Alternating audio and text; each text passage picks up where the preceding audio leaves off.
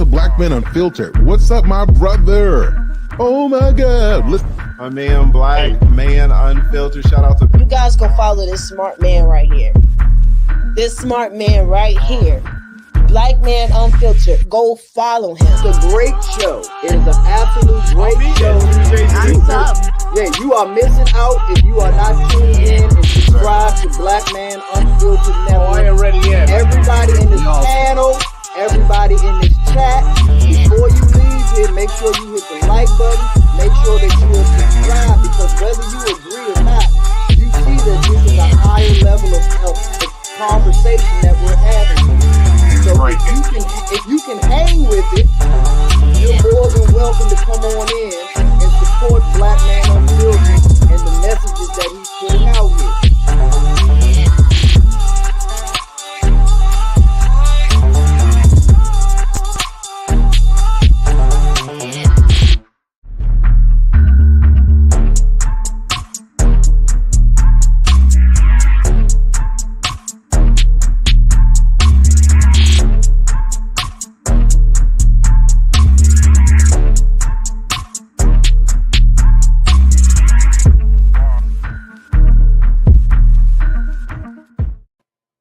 What's up, ladies and gentlemen? What's going on? What's going on? What's going on? Hey, listen, so normally, we don't do I don't do Wednesdays, man, but I got us, man. Listen, man. I'm so excited about tonight, man. I don't even know what to do.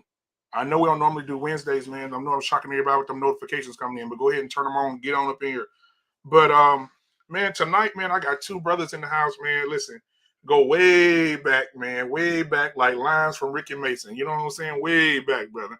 And so I definitely want to get these guys in here tonight, man. We're going to have a conversation with my co-host, man. We're going to talk about everything, right? We're going to mix it up. We're going to talk about some local stuff that we know about in our own town. We're going to talk about some things that's going on around in the world. And we're going to get it started, man. We're going to get it started. Now, I want to start with this, my big fella first, man. Courtney, man. Big C is in the house, man. I mean, this dude right here, he's a husband. He's a father. I'm going to let him introduce himself. But I want to bring him up first, man. Ladies and gentlemen, my boy, Courtney's in the building. What's going on, my guy? Whoa, now, whoa. How y'all doing, man? How you doing, I should say. Man, doing good, man. Doing good, brother. Doing good. And I'm going to get everybody to get on y'all's. Hey, Jenny, can you go ahead and, moderator, go ahead and put that link in the chat for me? The LIT code. It's the LIT code, right, Courtney? Yep. Yeah, the LIT code on YouTube. Put their link in the chat so we can get them some subscriptions tonight while they on the show, co-hosting with me. All right, so what's up, Car, man? Hey, listen, I got y'all in the chat. I'll be over there with y'all in just a minute. So, guys, so Courtney, thank you for being here, man. This is my guy right here, man. I'm telling you, we go back. I'm telling you, like Rick and Mason hairlines, man. I'm telling you. So I need to shout out to Rick and Mason, man. Rick and Mason, you know what I'm talking about? Yeah, dog, we definitely got. And so also, man, another guy, man, that I got back here, man, backstage.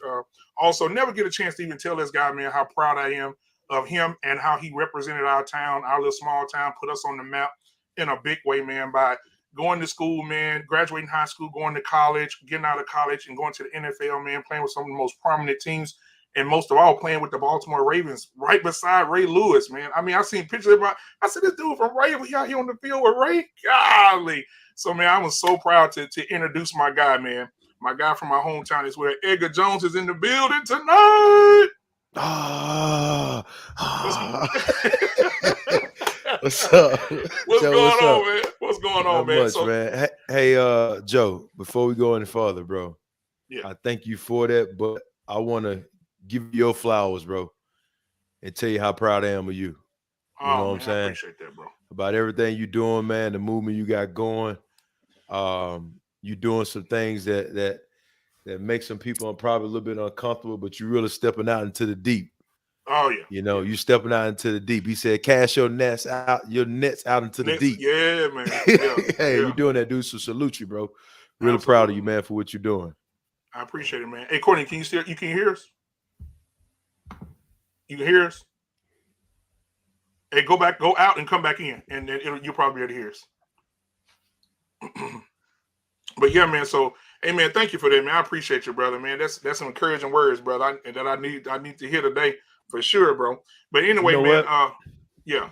No, I just, I don't think we do that enough these days, man. Absolutely, bro. Yeah. I agree. Go ahead. You got it. We got time. So, man, I got your link down here at the bottom right here, bro.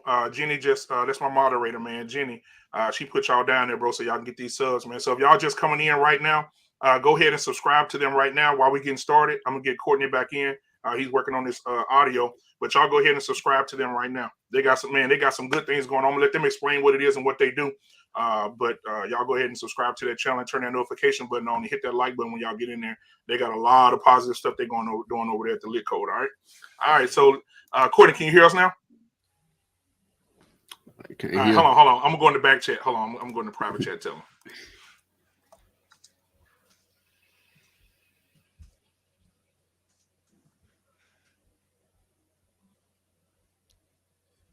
Can you see the chat? Yeah, go out and come back in.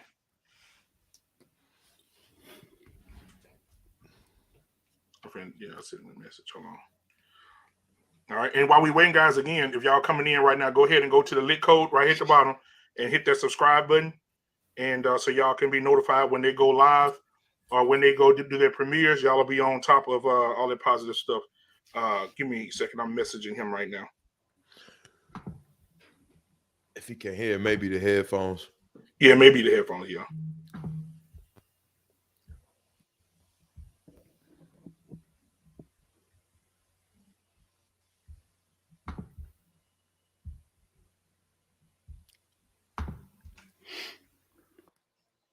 Okay, there you go. He went out. All right, man. So anyway, while we waiting on him, man, I'm gonna get everybody to introduce yourself, man. I did a little introduction for you, bro, but tell everybody who you are, man. Where you from? Cause we from the same place, you my boy. But tell everybody where you from and where you been, man, and the things that you've done, man. And it's an amazing story, man, of how you really.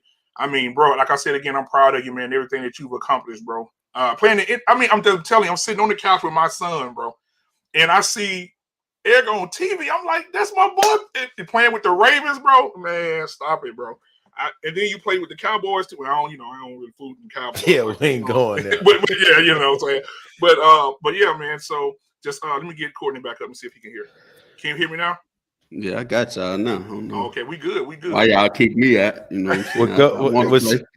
Yeah, he want to play. When since he talking anyway, I'll go ahead and let Courtney introduce himself. Yeah, Courtney, go ahead. Yeah, Courtney, go ahead and introduce yourself, man, and tell them where you from, man, and the family life, everything you got going on, man. Okay, well, I'm Courtney Anderson, also known as Big C, Conrad Murray Anderson, Fluff. It's a lot of names from back home, man. But I'm from Rayville, Louisiana, like these other two guys, man. I'm a father. I work in the oil and gas industry as a NACE coating inspector. Used to work at Sapper out there in Delhi, Louisiana. Before that, I worked for the Farm Service Agency, the FSA. Graduate of Southern University, the Southern University, Jaguar Nation. You see them back there behind me somewhere on the flag. You know what I'm saying? So that's me in a short sense. Who I am personally, I'm a big baller. All my best and worst, man. Just a ball of experiences. Manifesting this me, what you see right here. Oh, one other thing, the most important thing is I am co-founder of the Lit Code with Edgar Jones. It's one of the best podcasts out there right now, man. That's illuminated in thought. That's the Lit Code, right? We take the word illuminated, which ain't a word no more. We know our other brothers are in charge of what's a word and what ain't a word nowadays. So they took it out.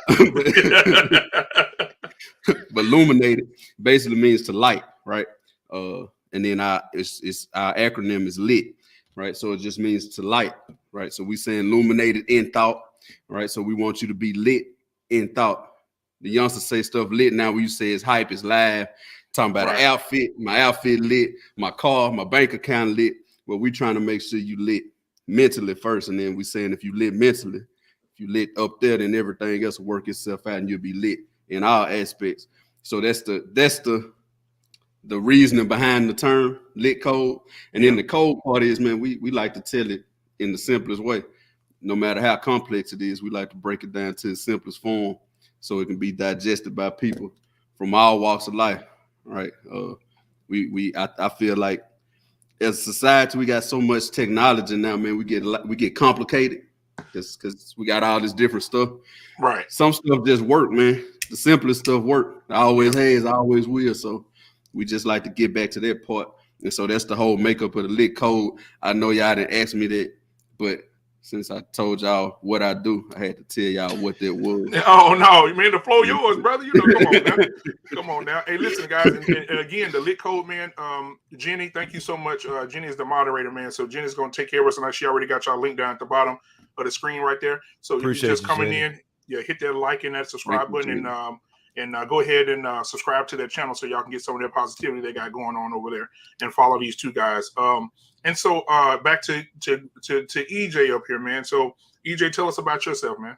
Oh man, I'm from the all-time great state and the town Rayville, Louisiana. Yeah, as well. All of us went to high school with each other. Yeah. Man, born in the country life, you know, hunting, fishing, tractors, being bad, being outdoors. You know, that's how I grew up. A little small town, but a lot of valuable lessons that I learned from home and that I still apply to my life in this day and age, and still just try to give to other people. From there, I went to college at Southeast Missouri State in Cape Girardeau, Missouri, which is about an hour and a half from St. Louis. Played football there for 4 years. Then after that, I was fortunate enough and blessed, man, to go to the league for 7 years off a $250 signing bonus, you know. So through that process, I was, you know, I didn't bounce around a lot like a lot of other guys that's played in the league. I was fortunate enough to be with the Ravens for 5, the Chiefs for a year, and the Cowboys for a year. And then I retired in 2015, man. I got burnt out. I walked away from football for a couple of different reasons. There were some other things important to me in my life that I needed to give my attention to, myself included. I had to connect with self. And through that, just got back in tune with my family. I'm a husband. Got 2 kids, 1 on the way. Also had a younger brother that needed my guidance during that time as well. So now what I'm doing in my present life is we got the Lit Code going. I'm also with this company, the VP of coaching at this company called Performance Scoring. So it's a web-based application that keeps organizations better engaged with their employees. So we sell the application, but I come in on the backside and do coaching. Kind of a lot of things I learned from sports. Just translate it really correlates and goes into the business world as well, especially leadership. Leadership is something that we're really, you know, we're failing at leadership right now, man. People getting too caught up in titles with the influence. You know what I'm saying? So I do that. And then I'm an entrepreneur as well, man. I like being a student. I like learning. And yeah, that's me. And was that an elevator? It was about 30 seconds, Joe. What was that? No, you good. Hey, look, I also want to say, man, if you had an opportunity to coach like actual football, bro, like if somebody called you to be a coach in the league or a coach at a college, would you consider it? Nah, I mean, that's a great question, man. Because I've actually turned down probably about 3 offers, 2 from college. No, 3 from college and 1 potential NFL. I turned it down, man. I had a chance to experience it. I did an internship with the Ravens in 2018, and I wanted to. There's always a flip side of the coin in anything you go into life, right? So, as a player, you hear people talking about what goes on, but I wanted to actually put myself in a coaching position and see what it felt like. So, to make a long story short, I did an internship with the Ravens in 2018. And man, in that week, I think I worked like 96 hours or something like that, bro. It was crazy. And it was just too many things that needed my attention that was important. And it's a cutthroat business. It's really a cutthroat business, you know. So I just turned it down. And so to answer your question, no, I would not do it. But if I was to do it on any capacity or level, I would do it on a high school level, you know. Yeah. High school level, middle school level. Hey, that do sound good, man. If you was, back in the Ville, Edgar Jones, head coach of them Hornets. But I mean, that's just me. That's just me. You know what I'm saying? I'm just saying. But man, so one last question, man, on the personals, and then we'll go into all the other stuff. So tell me this, because I know he was rowdy. I mean, I know he's one of the best players ever to play the defensively. Linebacker position, bro. How was it playing with Ray Lewis, bro, and Ed Reed? I know you were Ed Reed too, right? Yeah. So how was it playing with them guys? Yep. So I played with both of them for 5 years, man. It was amazing, dude. It was quite the experience to be able to learn from 2 Hall of Famers. But there was a lot of things I was impressed with them both about. But the thing I was most impressed with is that they were students, man. Even how much they had accomplished, how much they had made, how many things they had did on and off the field. Biggie said this is one of his songs. Treat every day like it's your first day. It was so that's the approach that they took. They treated every day like their first day, and that's something that I continue to apply to my life of being a student. But it was an amazing experience. But it just wasn't Ray and Ed that made that team. It was the entire organization. Yeah. Baltimore does a good job in the organization of not taking the pillar and building it up on the bridge. One pillar. Yeah. They balance it out, so they don't build everything around one person in leadership. So they build leaders, and they teach them, man, and the guys on the team how to be leaders by themselves on their own. So it's one of those things that just kind of starts to spread. So just from top to bottom, how they do everything. But Ed and Ray was really just a reflection of everything else that went on in their organization that a lot of people don't get a chance to see. Man, appreciate that, guys. Again, guys, as we go through, I'll continue to do it. But listen, the Lit Code channel, man, go subscribe right now. That's the link right here at the bottom. It's called the Lit Code.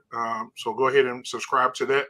Also, I got Vaughn in the building too. So Vaughn is my other moderator. So he'll be helping out with the content as well, getting y'all's content pushed out there. And then him and Jenny, man, they're real good at that. So they'll take care of y'all tonight for sure. To get y'all pushed out there and for people to know y'all channel, bro. Oh yeah, no problem, man. And Mr. Best in the World, I see you, Doc. What's going on, man? Best in the World here, man. With knowledge and relationships. I'm over at his channel a lot. Shout out to Blackman Unfiltered. Okay, hey man, what's going on, man? I'm glad y'all here tonight, bro. All right, my guy Sir Hell Speaks is in the building tonight. Let's see here. Don GQ is in the building. Let's see who else popped up in here tonight. All right. That's it so far. I see that popped in the comments so far. All right, guys. So make sure you hit that like button, hit the subscribe button, and subscribe to the Lit Code as well. So, guys, let's get into some conversation. So we were just talking about local stuff, man.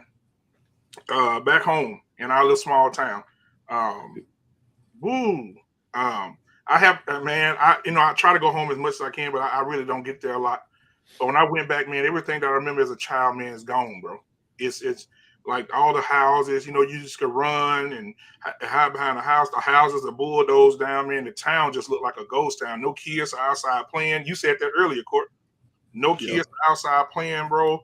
Everybody just doing their own thing, man. And it's just quite eerie, like you said, Courtney. So I mean, like, how do you feel about that? What do you think should be done to get the town back jumping, man? I'm gonna put a lot of the onus on our generation, right? I think we were talking about it earlier, and it's not a lot of people, not a lot of kids outside playing. It's not a lot for them to do at all. Right. But if you think about it, when we came up, right? You think about the age we are now. It's about the age our parents were then, and they made sure we had stuff to do. Right. Right. Everybody, a lot of people put the onus on city councilman, the mayor. But back then, you remember Uncle George, preacher, Miss Lois, all them had Green Sports, Big Brother, Big Sister, right? That wasn't community. That wasn't funded by the local government. That was funded by the community. So They went around. They got sponsors. They went in their pockets, right? They had the softball team up there at the Rick. They had all this stuff going, right? Preacher. I think part of our problem is I don't think enough of other people our age realize that we're adults now, right? I think a lot of us are still trying to do quote unquote cute stuff, right? And then we want to point the finger. Hey, it ain't nothing for the kids to do, nothing for the kids to do. Our elders are now really elders at this point. You know what I'm saying? Right. They did their part already. They want to take a little break. They want to sit back. They don't have time. They ain't got the energy to run behind the kids like they used to, or build the infrastructure for where they have stuff to do. So I always preach towards what are we gonna do about it, right? Can we pool our resources together? And there's another dynamic, right? Our parents could do but so much, right? And they sacrificed so we could do more.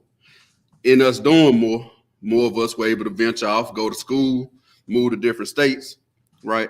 So the population between 2019 and now is actually decreased between 2017 and now. It's only like 2,500 people there, right? So a lot of us who were like-minded and who want to do stuff moved off, right? Egg and I try to do our part by sending resources back, but you still don't have a lot of people willing to do the work because we moved off. It's always that catch-22, right? And they could talk about it a lot. We grew up right there with each other. Our kids don't know each other like that. The reason is because we decided to better ourselves by moving off, doing other things. Now we 3-4 states away. So we can't be there. Every day when we got dropped off, we got dropped off at Grandma's house. Yeah. Grandma had 11 or 12 of us sitting there playing. We all got to figure out, where we fit at in the thick of things, where we at on the totem pole. We figuring that out. We learning how to stick together. So you go to school, you got 12 cousins at school. Yeah, that's not happening no more because a lot of us are moving off. So I can't just put it all on one person or one sector. I would say it's just a lot of work to be done, and I don't know if we have enough people that are willing to do the work to get it done. Now, it's some of us, and we just have to try to take small steps to get it done at a time. We try to do giveaways. I'm trying to get some land set aside to put a park on, little stuff like that, and build momentum like anything else, right? Somebody built it from nothing before. At least we got a little something left to start with. You see what I'm saying? Yeah. So the hope I ain't giving up hope at all, but I don't want to just, it's easy to do that, right? It's easy to point the finger and say, well, the town ain't doing nothing for us. The mayor ain't doing this, and the mayor ain't, but what we doing? Right. I always have the power in the people. So that's my take on it. That's part of my take on it. I let Edge chime in on no, everything you said. Yeah, right. I would have said the same thing, bro. I mean, I just feel like, bro, like I said, going back, you're right. We had something to do. And everybody knew everybody. Down there on Branch Crossing, Edgar House gonna be the first one on the left. Michael Parks down there to the left. You know what I'm saying? Him and his mama, them. I mean, everybody knew it. Then you get on the other side of town. That's where you was at, Courtney. You know what I'm saying? You was on the other side of the track. It was down by Ponderosa. So it's like, dude, it was just a community back then, man. And I remember when I did play football with Edgar and TJ and being in the huddle with them dudes clowning, bro, and just all the memories. It's just like all this stuff gone. Like my brother Nick told me man, you go to a Raven football game now, bro, it's just like they just took the soul out of it, bro. And I was like, man, he said, man, I went, bro. He said, it's just disgusting, bro. He said, man, I can't. They got the fences up. They secured everything. You can't stand on the sideline no more. All that stuff we used to do back in the day, bro. He said, man, it's just bad. And so I don't know, man. I hope something happens, bro. But anyway, so moving on. We've been talking on the show, man, for the last few weeks about. I'll start with this one. Black men restoring the family through structure and marriage, right? I feel like a lot of people are saying that, you know, the community is done. You know, there's too many single moms.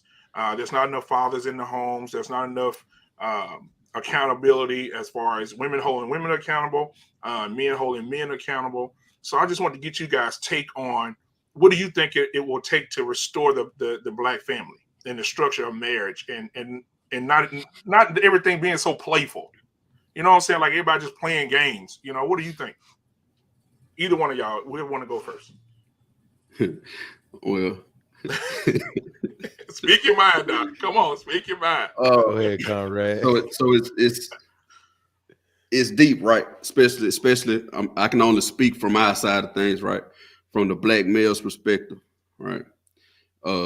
There's been a systematic dismantling of the Black male for years, not just through blatant racism, but also some of the stuff that they gave us to where now they can put us on autopilot, right?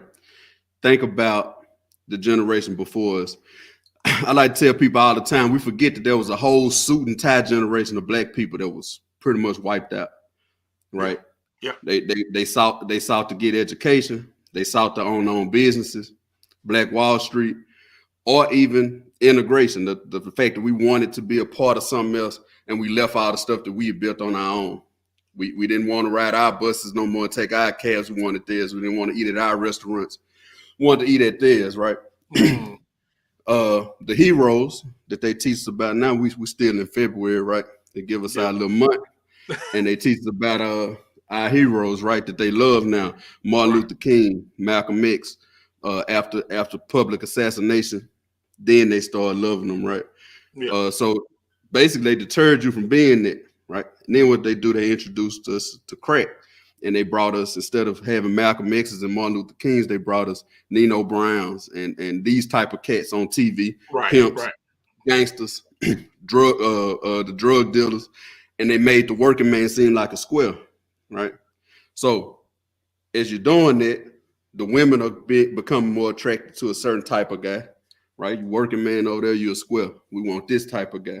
Right. Well, this type of guy, aside from the movies, he don't have longevity on the streets, right? He either going to jail or he getting killed, right? So now you got a whole bunch of cats aspiring to be this type of guy because the women really push what type of cat I'm gonna be. That's nature, right? Bucks fight over does, right? You want to grow the big antlers, and I need to practice on fighting. If you watch the deer breeding, if you watch the little shows, the little deer over there in the corner, they practicing because the big deer feel fighting. Right. Who gonna make, right? Whoever win gonna get the breed. So now we following that. They give us music, right? The same, and now it's drill music. It's gotten worse and worse over time to where you got youngsters thinking, I need to be this type of cat, right? This type of cat. And this type of cat gets tricked into the prison system or the graveyard, right? Now, the females that have been with these type of cats usually have children for these type of cats, and they say they hate these type of cats, but they teach their sons to be like this type of cat. Hey, that's what you need to be cool like that. The whole time, the son gonna go out and do the same thing daddy did, and then be absent again, right? So right now, instead of them killing us off and assassinating us on TV, lynching us, hanging us, whatever they were doing, we actually doing it to self, right? And it's cooler, it seems cooler by what they put out in front of us, the cats they get them money to, cats they put on mainstream stuff. It seems cooler still to be that type of cat who you can see getting killed on live or whatever than us talking about this. We square. This ain't cool to talk about. You want to go to work every day? You know what I'm saying? Want to have one woman and some kids and take care of them? That don't sound too cool based on what we've been taught over the years. So at this point, it's like on autopilot. What do we do to take back over? Is stay consistent on this end. They staying consistent, putting out their content. We have to stay consistent, putting out our content. Exactly. We have to raise our sons a certain type of way. If every group we encounter, we have to do it now. It's a trick to it, right? It's certain things I'm gonna go buy. Like I got an old school L.I.T back at the house, 79 Coupe de Ville, deed out, enclosed speakers in the trunk, peanut butter. Right, I buy little pinky rings and watches that's shining. I rock certain type of hats sometimes. Me and Edgar like to go rock boots, ostrich skin and this, that, and other. Mainly because I want a young cat to look at me and say, "Hey man, how you getting that?" So I can tell him, "Hey man, I'm a square. Look, I got a job that pays well. You know what I'm saying? I went to school and I went and got a certification. It ain't gotta always be college. I went and got a certification too. Able to make this amount of money. I put this up. I'm able to buy this. I take care of my family. I take care of my wife. We've been together 10 years, married 10 years, this, that, and the other. So I can show them that you can still get all this glittery stuff, all the cool stuff. You still be cool by being this, though. You don't have to go out there in the streets and you ain't got to be a D-boy. You ain't got to do this, that, and the third. Now, do they come up in certain environments? Yeah, but it's still a mind trick. Right. You know how many cats that came from them environments that's doing well in a legit way? It's a bunch of them, but they won't show you them all the time, right? Baby, they come from that. Jay-Z, Master P's. These are anomalies, but it's a bunch of other cats in my sector, in the league, right? It's a lot of cats that come from nothing and do something else with it. You just have to know, or more of us have to say, man, even the stupid stuff I did back in the day, you did some stupid stuff back in the day, Joe. Edgar did, because we thought it was cool based on what we was listening to and what we watched on TV. Right. We thought, I got it. Man, she bad. I got to get her, and her. I want her and her sister, right? Lay down with them unprotected. We taking a chance, right? Yep. Taking a chance. Shooting up the club. We got to say, hey, man, I was stupid. You got to tell them that. Yeah. You hear him having a conversation. You can't want to feel cool and be like, yeah, man, that's how you're supposed to be doing it. Or a cat having, oh, man, I would have shot him in his face. Me can't be like that. You got to tell him, hey, man, I was stupid because I got tricked by what they put in the water, right? Don't get tricked by that. Because the reality is, it's a place for you. They got a spot for you. Gia come lock you up, 10 of the dress you wear, right? Yeah. They got a spot. Ain't no coming back from that. Nope. Or if you do come back from it, you can't get 20 years back. Can't get 15 years back. It ain't none of that. And we have cats. Edgar, now we're going to start doing speaking engagement. We have cats that can sit down and done 17 years, then done 20 years. Our cousin Quinn can come tell you, hey, man, like I'm that guy. Whatever you want to talk about doing fighting, you want to talk about football, you want to talk about being willing to go there in the streets, yeah, I'm that guy. But it was a trick, right? I lost 17 years from that. I got cats like Lil Charles to come tell, hey, man, I done had grandkids and everything while I was in there. My mama got sick. I couldn't see her. I got tricked. You see what I'm saying? Yeah. And speaking of that, I don't mean to cut you off, man. How is Quinn and Lil Charles doing, man? Oh, they both doing well. Quinn in the oil and gas industry now. He working, doing his thing. Lil Charles just got out. And we looking to float him into it as well. Yeah, that's good, bro. That's good. You know what I'm saying? So they doing well, but we also want them to speak. They can give another perspective because they tried all it. You see what I'm saying? Yeah, they did, bro. Yeah. And they did the time behind it too. Wooger was gonna do the same thing with us, but unfortunately he lost his life. Rest in peace to him. Yeah. But it's the same situation, right? So I think that's the reason it's not that many black fathers, but people like us. We're just gonna have to take charge, not be scared to get out in front and say, man, I was stupid. We all done some stupid stuff, but this really the way. And I think that's the only way you're going to get it. And we got to keep putting out this kind of content. Got to keep showing up because they're going to show up every day and put theirs out. Yeah, man. Man. Go ahead. Yeah, because Courtney bringing up an interesting point. That boy just said a mouthful, man. So I ain't go. But with that being said, when you think about, the strong black man we saw as young man growing up, right, and throughout our life, they had to be strong for so many different various reasons, right? Of so many things that they was dealing with, from race side of it to the struggle side of it, just trying to provide for their family. So as a kid, you hear that, and as a young boy, you hear that about be strong, be strong, be strong, and you're so strong so much that you actually don't even know how to open up your mouth and say, "Hey, I'm hurt." You know, so like, so when I look back at like my old man and my uncles, right? Like that's what they knew just to be strong. But for me, and what Court is talking about now in this age I'm in, and when I'm talking to young cats, because sometimes because we've had to be so strong, it can be intimidating. So you can look at it and think that they ain't got no problems, they ain't had no issues, they ain't had to go through nothing. But for me, and what me and Court really talk about now is what I'm talking to cats, especially younger cats. You see me, but I'm also going to show you my scars. You know what I'm saying? I'm going to show you what I've been through, what I've battled with, my addictions I've battled with. You know what I'm saying? The internal battles I've dealt with, to let them know that I'm actually a real live human being and I ain't no Superman, but also to let them know it's okay if you feel like you need to say something to me about what you battling with as well. Because honestly, quite frankly, to me, to actually be strong is to share your to be vulnerable. You know what I'm saying? I could do something. I can lift weights all day, but if you put me out there to go run 13.2 miles right now, I'm gonna be reevaluating my life because I'm being vulnerable. You get what I'm saying? Exactly, like that takes me being open. So, you know, when we talk about, you know, the question that you had, Joe, it's as a Black father, just trying to get back on track as a Black father, just being present in my family's life right now. You know what I'm saying? And then actually, I think about my brother and all the other cats I got that's watching me just being a lot more aware of the things I'm saying. What am I saying to them, and how am I living out my life?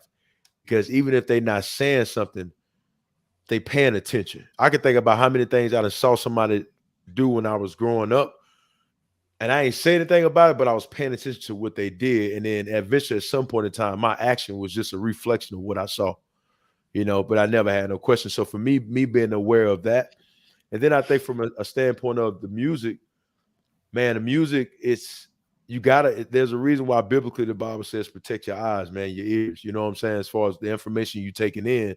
Right. So, you know, that information, regardless of what you believe in, whatever you take in gonna come out. That's food. That's that's air, you know what I'm saying? Like the simplest thing, whatever you take in is gonna come out. So, you know, when we think about the music that the cats listen to, you think about what they have on TV. You know, when it's the woman's in a leadership role, but also you look at that part of what the man has did based off our flaws and what we've done in history. We put the woman in that role. You get what I'm saying? So now we're trying to regain that back. So they put the woman in a role, and then if they ever show the Black man, it's like the Black man is abusive. He's alcoholic, or he's never present. You get what I'm saying? Right. But if you really pull back from the forest and see the trees, there are a lot of Black fathers that's out here that's doing that thing. You know what I'm saying? And we just gotta, to Courtney's point, continue just to shine light on the Black man that's doing their things. You know what I'm saying? And also to be able to be vulnerable and talk about the things we've dealt with and we battled with. And hopefully through that, man, it's just the small things that had a big impact. Yeah. Man, and you know, it's because I look back on the time, man. Like I said, a lot of people have moved away, but a lot of people are doing a lot of great things as they're away. Like Roger, man. Roger Timber's gonna be with me Saturday, bro. I can't wait to talk to Roger, bro. Because I mean, he did my radio show with me, but he hadn't been on live with me on YouTube yet. So I'm excited about that, man. And it's like I said, it's exciting seeing Courtney give back to the community, man. I seen them book bags stacked up. I'm like, yes, man. Come on, bro. So anything I can do moving forward, man, to help y'all in any way, bro, please let me know, bro. Please, man. I'm going to see you everything you need from me, bro. And also just to see Edgar, man, going to the league, being that example, going to the league, playing with the Ravens. And then you see Roger on TV, bro. I'm watching TV and I'm telling my son, dude, I said, man, listen, I know this guy. He used to walk down my street every day. You see him right here? And my son like, man, you don't know him, Dad. I'm saying, man, I know him. His name is Roger J. Timber. My son going through the cast trying to see his name. And he's like, oh, that is his name. Yes, sir. And so it's good to see him, bro, doing well in the movie industry and in the sitcom industry, bro. And so I'll see him on Saturday, man. That's going to be a really, really good conversation to speak to him. But I mean, that's as far as the black community though. We talk about a lot here, a lot. And my question, I'm gonna ask y'all this, because this is a question that a lot of people don't want to answer. Do you think, we'll start with the men first, because I know how the women get, but we'll start the men first. Do you think men hold men accountable? Some do. Egg and I hold each other accountable. The thing is, I mean, everybody don't like it though. So some people run away from it, right? You can try to hold somebody accountable all day, but they're not used to it. And that goes back to what you just talked about before, the father being in the home. Yeah. That's just like we had an episode before where I talked about a woman that was born without her father, right? She never had a positive male influence in her life. Let's say any cat that was supposed to be a positive male influence in her life abused her. He might have messed with her, uncle, whoever, you know what I'm saying? Yeah. And then she meets a cat from a 2-parent household whose daddy was stern, who's kind of direct with her. She's not gonna be able to take that well because she never had it before. Same thing go for a man. He ain't never had a man telling him nothing in his life, and you trying to hold him accountable at 30, 40 years old, right? At first he gonna put up defenses because he don't know what that is. You see what I'm saying? He never had it. That's how important this whole father in the home thing is, because you get used to being held accountable. Dad ain't gonna play with you, right? Think about acting a fool at school. I'm gonna call your mama. Call mama. I'm gonna call Mr. Bo. Man, I'm done. I'm through. Yeah. Ain't no more. You know what I'm saying? Because I know I'm gonna be held to the highest level of accountability. You know what I'm saying? By my father. And so if Edgar called me and say, "Court, you was wrong for that, man. You gotta do better than that." It's not foreign to me. You see what I'm saying? Because my daddy, my uncles, my older cousins, they've been holding me accountable forever. And then in turn, it's not hard for me to tell Edgar when I feel like he out of line. You see what I'm saying? Yeah. So we do, but then it's also this thing of the black male being badgered all the time, to where sometimes even if you want to hold them accountable, you won't do it publicly because you tired of everybody whooping on them anyway. Right. So I think it's better. It's an old African proverb that says, why bash a man in the back of the head when you can walk up to him and tap him on the shoulder? Meaning, I like that, boy. If I gotta hold you accountable, I probably don't need to come on your show and holler in your face and say, Joe, I ain't like what you did. Now to get views and stuff, but I probably could have said it when we was all backstage, right? Yeah. We could have got it out there, because if I come at you like that, as a man, your first defense mechanism is gonna be to fire back. Now we're gonna spend 5, 10, 15, 20 minutes firing back and forth, and we never got nowhere because one of our key things that we like to talk about got involved emotion. I made you emotional because I'm talking to you a certain kind of way in front of all these people. But if I tap you on the shoulder, right, hey bro, I mean, we can't do it like that. This is how you need to do it. And I'm telling you from my experiences, I used to do it the way you're doing it. Now you take it better. You see what I'm saying? So a bigger question is, do we know how to hold each other accountable? Something Edgar does with his leadership role in the company he's with now, talk about being tactful, right? How do you approach somebody? And most of us, we taught to be aggressive is a good thing from jump. So if you coming at somebody aggressively, you're gonna get met with it. Right. So I think, especially when you got a certain being that's being beat on all the time, right? Now you coming aggressively too, even if you're trying to help me, right? I watched your show and the guy said that a caged animal, when you're trying to help it, it'll bite you because it don't know what's going on. Exactly. You know what I'm saying? So if you already getting beat on and here I come, I'm coming through, pushing through the crowd. I'm just trying to grab to get you out. You don't know that. I need to come like, hey, hold on now. We good. You see what I'm saying? So I think it goes both ways with that. I think we have to learn how to be held accountable first, and then we have to learn how to hold people accountable. So that's my answer. Now before Edgar go, I think when we grew up, all three of us, we grew up in the same town. So when we grew up, we had several daddies. Yeah. You know what I'm saying? We had several mamas. You're not finna clown with Edgar mama. Nah. What? Man. Okay. You try it. You see what happened. You know what I'm saying? Bo ain't having no problem. It's gonna be a problem. You know what I'm saying? Yeah. I mean, we used to get the figure 4. So my thing is this, man. You know, Edgar mama, she used to say, hey, listen, I ain't gotta call your mama and pop you in your mouth. And I mean, you know, And that's how we grew up, man. It was just, you had so many mamas. You had Coach Brown, you had Coach Lewis, you had Moon, you had all these different people, man, in our town, man, that will get you right, bro. Your parents didn't have to be there. It was a village, man. And so we had so many influences. And right now, we don't have that, man. We don't have a Coach Wilson no more. You know, we don't have all that no more, man. So go ahead, Edgar, with your answer, man. Do you think when you think about, you know, some individuals we talked about growing up, is that they were willing to do the things that people may not have thought was cool, or they were willing to say the things that you probably thought like, well, they probably shouldn't say that.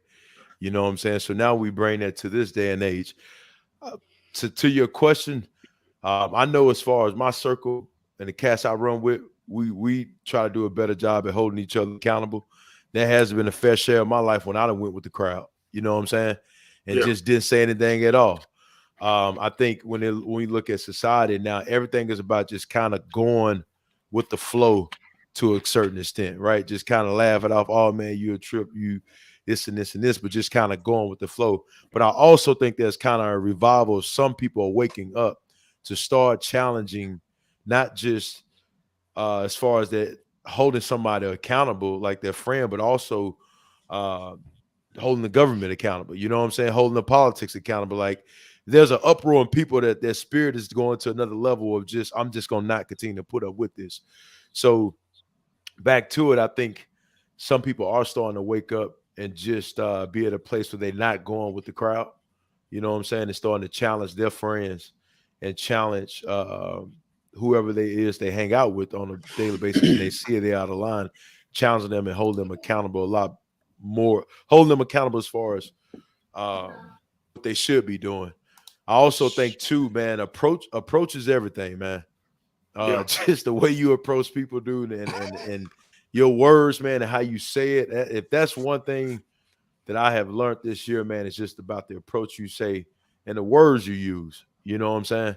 The words you use, because people, what the thing behind that is, if you have somebody that you feel like is out of line, they need to be held accountable. Well, first, let's try to get to why they acting like this. Always in with a why. You know what I'm saying? Mm-hmm. So why you acting like this? To me, anytime you come to someone with a question, man, it's really hard to get pissed off and mad at somebody. You just coming to them just for the question, like, hey, man, I want to get a better understanding why you carrying this action out or why you doing this. You know what I'm saying? So coming to them with a question and making sure your approach is the right way. But I do feel like what I'm saying to a certain extent is individuals starting to hold each other a lot more accountable. Now this is the hard one. I want y'all to take a deep breath. Okay, let's just take a deep breath here.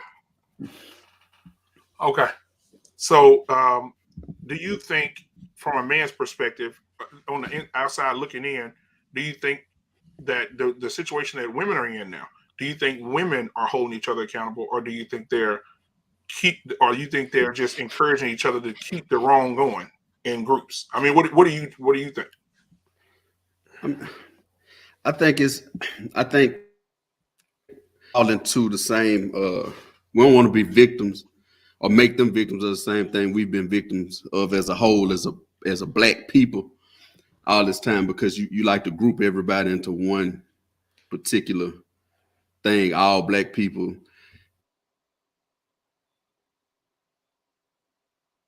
He froze up. Well, while we waiting on him to come back in, I'm gonna text him real quick, because he done froze up on his end. So Edgar, you can go ahead and answer, man. I guess Courtney, you good? Yeah, okay, I'm good. You froze up. Okay, go ahead. Okay, I was trying to see what happened, but anyway, we got grouped as a people, right? People say all of us only play basketball, or we all thugs, or we all this and we all that. It's hard to say what they're doing based on the small sample size we get, because we usually get a sample size of some women on a show like this for a few minutes. We get bits and pieces. Me personally, some of the women I know personally, they absolutely hold each other accountable. Some of the stuff I see on the internet, no, they don't. But at the same time, we get some bad examples of us too on the internet. So it's kind of hard to say if they do or don't. But do I see a lot of stuff being upheld on the internet? Definitely. But I see us upholding ourselves in a lot of stuff too, right? So I don't like to just base it off of that small sample size, right? It's hard to say. I can only speak on what I see in my personal life. And I see a little bit of both, but for the majority of the people I'm surrounding myself with, they hold each other accountable here. They hold me accountable. So Right. You just said it. Our women, the women we grew up around, oh yeah, like they gonna hold you accountable. Miss Marge, my godmother, Miss Pella, Miss Rebecca Brown, Miss Harris. You know what I'm saying? Ain't willing. Like ain't no you know what I'm saying? Yeah, ain't no cut on it. Yeah. So most of the women I know, they cut from that same cloth. So in that aspect, yeah, they do. Do we all have some ways that's messed up to where we may be upholding something that we don't know is toxic or know is bad? Yeah. We do. We all do, right? It's some stuff like we said earlier, we used to think was cool. It's hard to get away from that sometimes because part of you liked it. Right. Yeah. And that's exactly what they were playing on with the whole music and media thing I'm talking about. Right. Part of us like to see a good fight, right? Part of us, we men, we like to see women scantily clad. You know what I'm saying? Barely wearing stuff. Right, They know part of you likes this, so that's what they push to us. Right. So it's some stuff that, yeah, we uphold it, we probably shouldn't. And some stuff they uphold, they probably shouldn't. But for the most part, I think they do. The women I got experience with, they do. I can say that. I don't really know about what's all out there in the world, right, outside of what I see on the internet. And I just don't think that's the best place to get to make a judgment call from. You know what I'm saying? Yeah, because it's only giving you a small glimpse. And then till exactly what am I seeing? Like, what's the backside of it? What am I not seeing? You know, so for me, I'm always kind of, I try to take some time before I just go quick to just come to a conclusion about what am I seeing. I try to ask myself the question as far as what am I not seeing. But Joe, I got a question for you. Like, when you say women not holding themselves accountable, what does that mean? Like, yeah, give me an example. Like, yeah. So in this space, we hear, bro, man, I'll tell you this right here, being on YouTube, bro, and having all these spaces and then going to other people's, being invited to other people's shows and hearing this stuff, man. I think a lot of the elder women, or that they consider themselves elders in this space. We have a lady, man, y'all should check her out. Her YouTube channel is Unsolicited Security Boss. She's married been married for over 25 years or something like that. Her and her husband, they got their own business. And she talks about how she loves her husband and stuff like that. But she also says that she pushes for marriage, right? And so when she says women don't hold other women accountable, she's looking at it from we watched a video one day on one of these panels, and the women are saying, no, listen, we're independent. We don't need no man. Then they have these little organizations now. What is it called? Choice Moms. I don't know if y'all ever heard of it, but Choice Moms is a group of women that said, we want the men to come get us pregnant, but we don't want to keep the men in the house. Just get us pregnant and go. We don't need no male influence, you know? And then we have another lady that has a channel called Cynthia G. Now, she has a huge following, bro. A lot of people.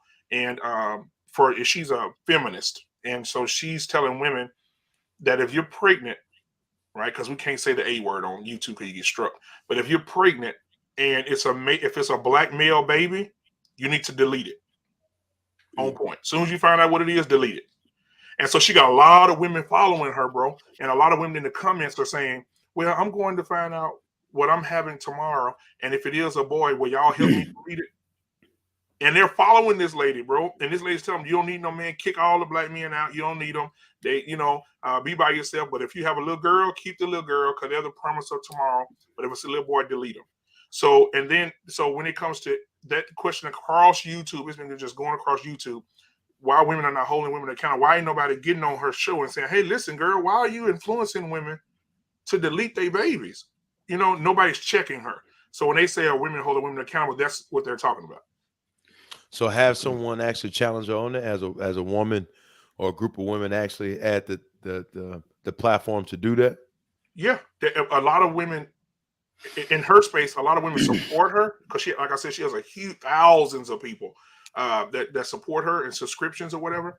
But when it comes to other outside sources or other outside shows or whatever, I've seen women do little things, but their platforms are not as big enough to reach her, basically, right? But they're actually having the conversation, but their platform is not big enough to reach her for her to hear what they're saying, because she's still pushing the narrative to this day.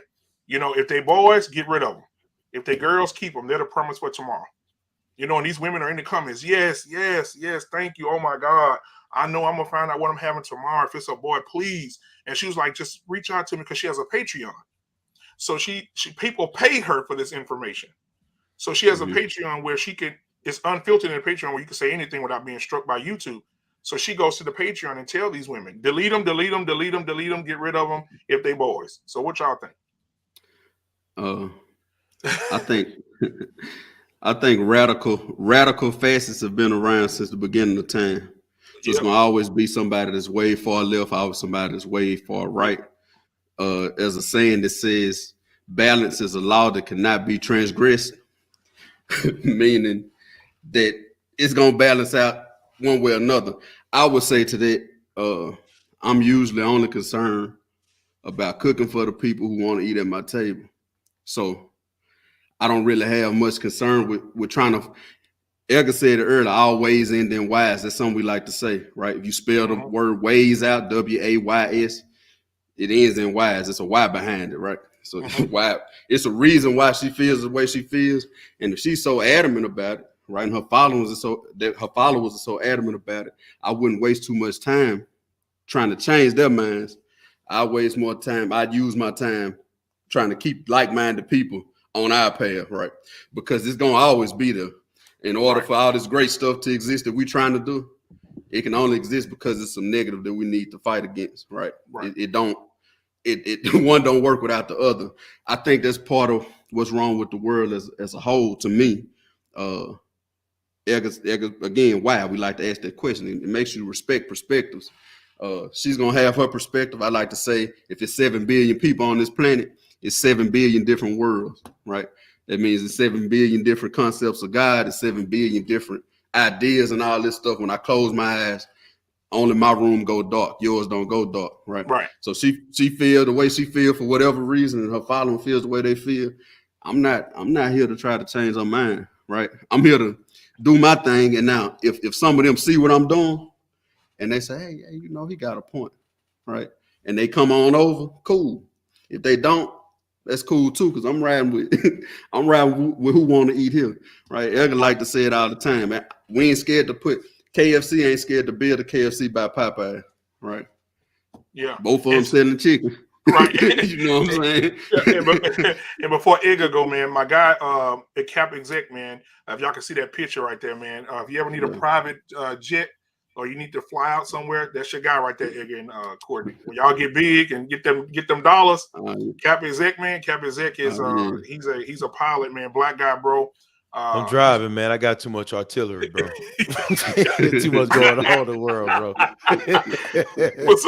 Hey, you can bring. I think you can bring it on the private though. No. Yeah. You can bring it on the private. Yeah. I'm in a diesel, man. I ain't doing that.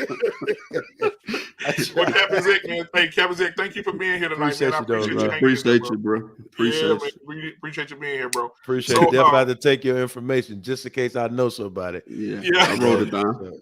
Yeah. So also, man, I just want to talk about the men holding the men accountable.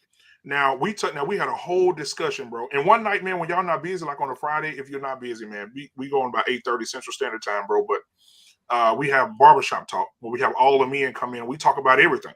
And so one of the things we talk about is dick discipline.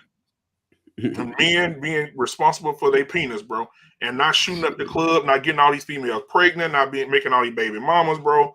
And we talk about a solution. What's the solution to keeping teenagers from coming baby dads, or the dudes that are grown that ain't working, just out here slanging it in everybody, getting all these girls pregnant, and then leaving these women by themselves with these kids? I mean, what do you guys think about that? So when you go back, when you go back to the discipline of that meat pistol, that's what I call it. I think meat pistol, man. Meat pistol. I swear to God, I'm using that. I'm stealing that, bro.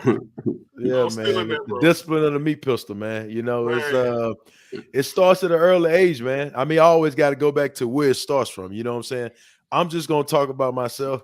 I think about as a kid growing up, that's all I heard.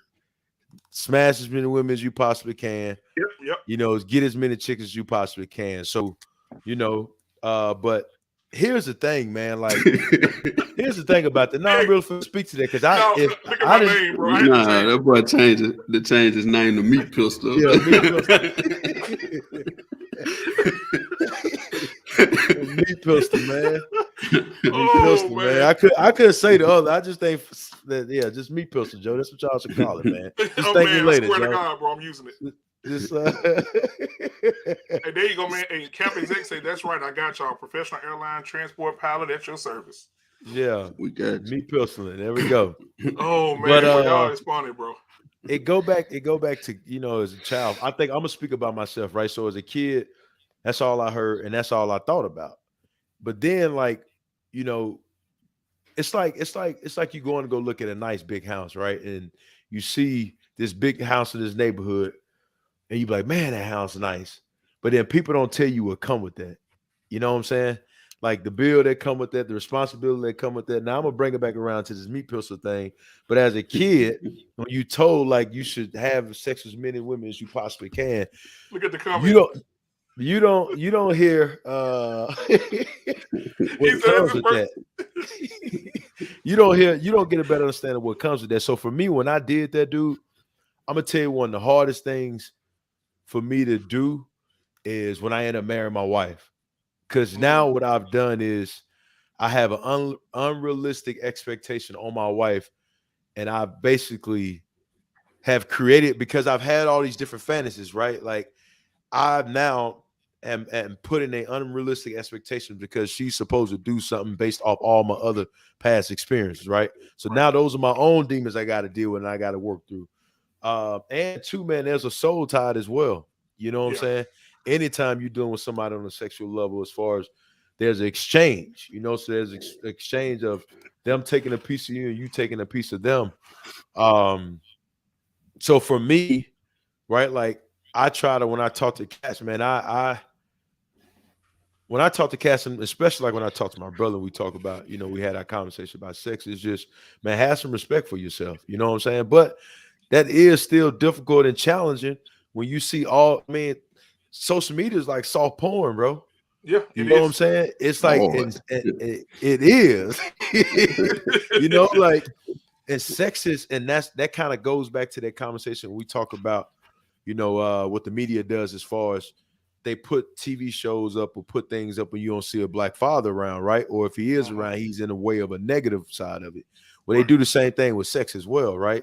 So they put all these different images up, and that's very challenging when you're telling a young cat, man, all these things that you feel like they need to do because you've lived this life, because now they got to deal with all this other outside interference as well. So as far as what guidelines or what we do, I don't know about that, but I would say if you have a young man in your life, man, and that's something you're trying to talk to him about and you have talked to him about, I just would say, dude, be very careful about what you let them watch and what you let them take in as much as you possibly can. Because even for me, Joe, at this present moment in time I am in my life, dude, there's certain shows I don't watch now. Like, bro, if I see a sex scene, I don't watch it, bro, because my brain go back to, well, I go fast, man. And here's the thing about dude, it's like, and here's the thing about your brain.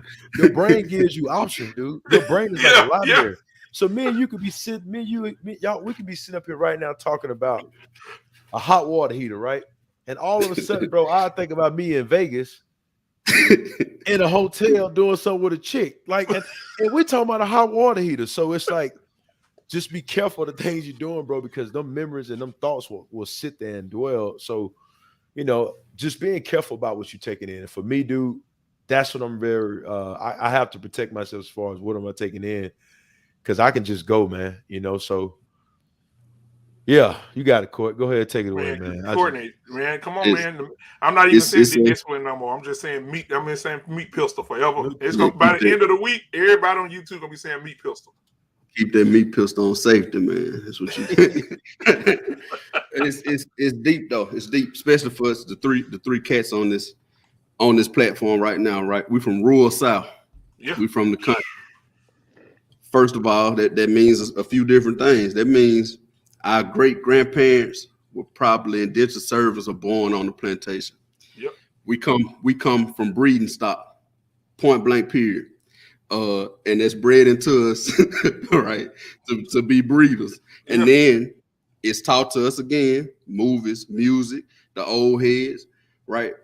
Hey man, you get all of them you can get, right? I'll never forget 04. I'm at Southern. Weber come out with Give Me That.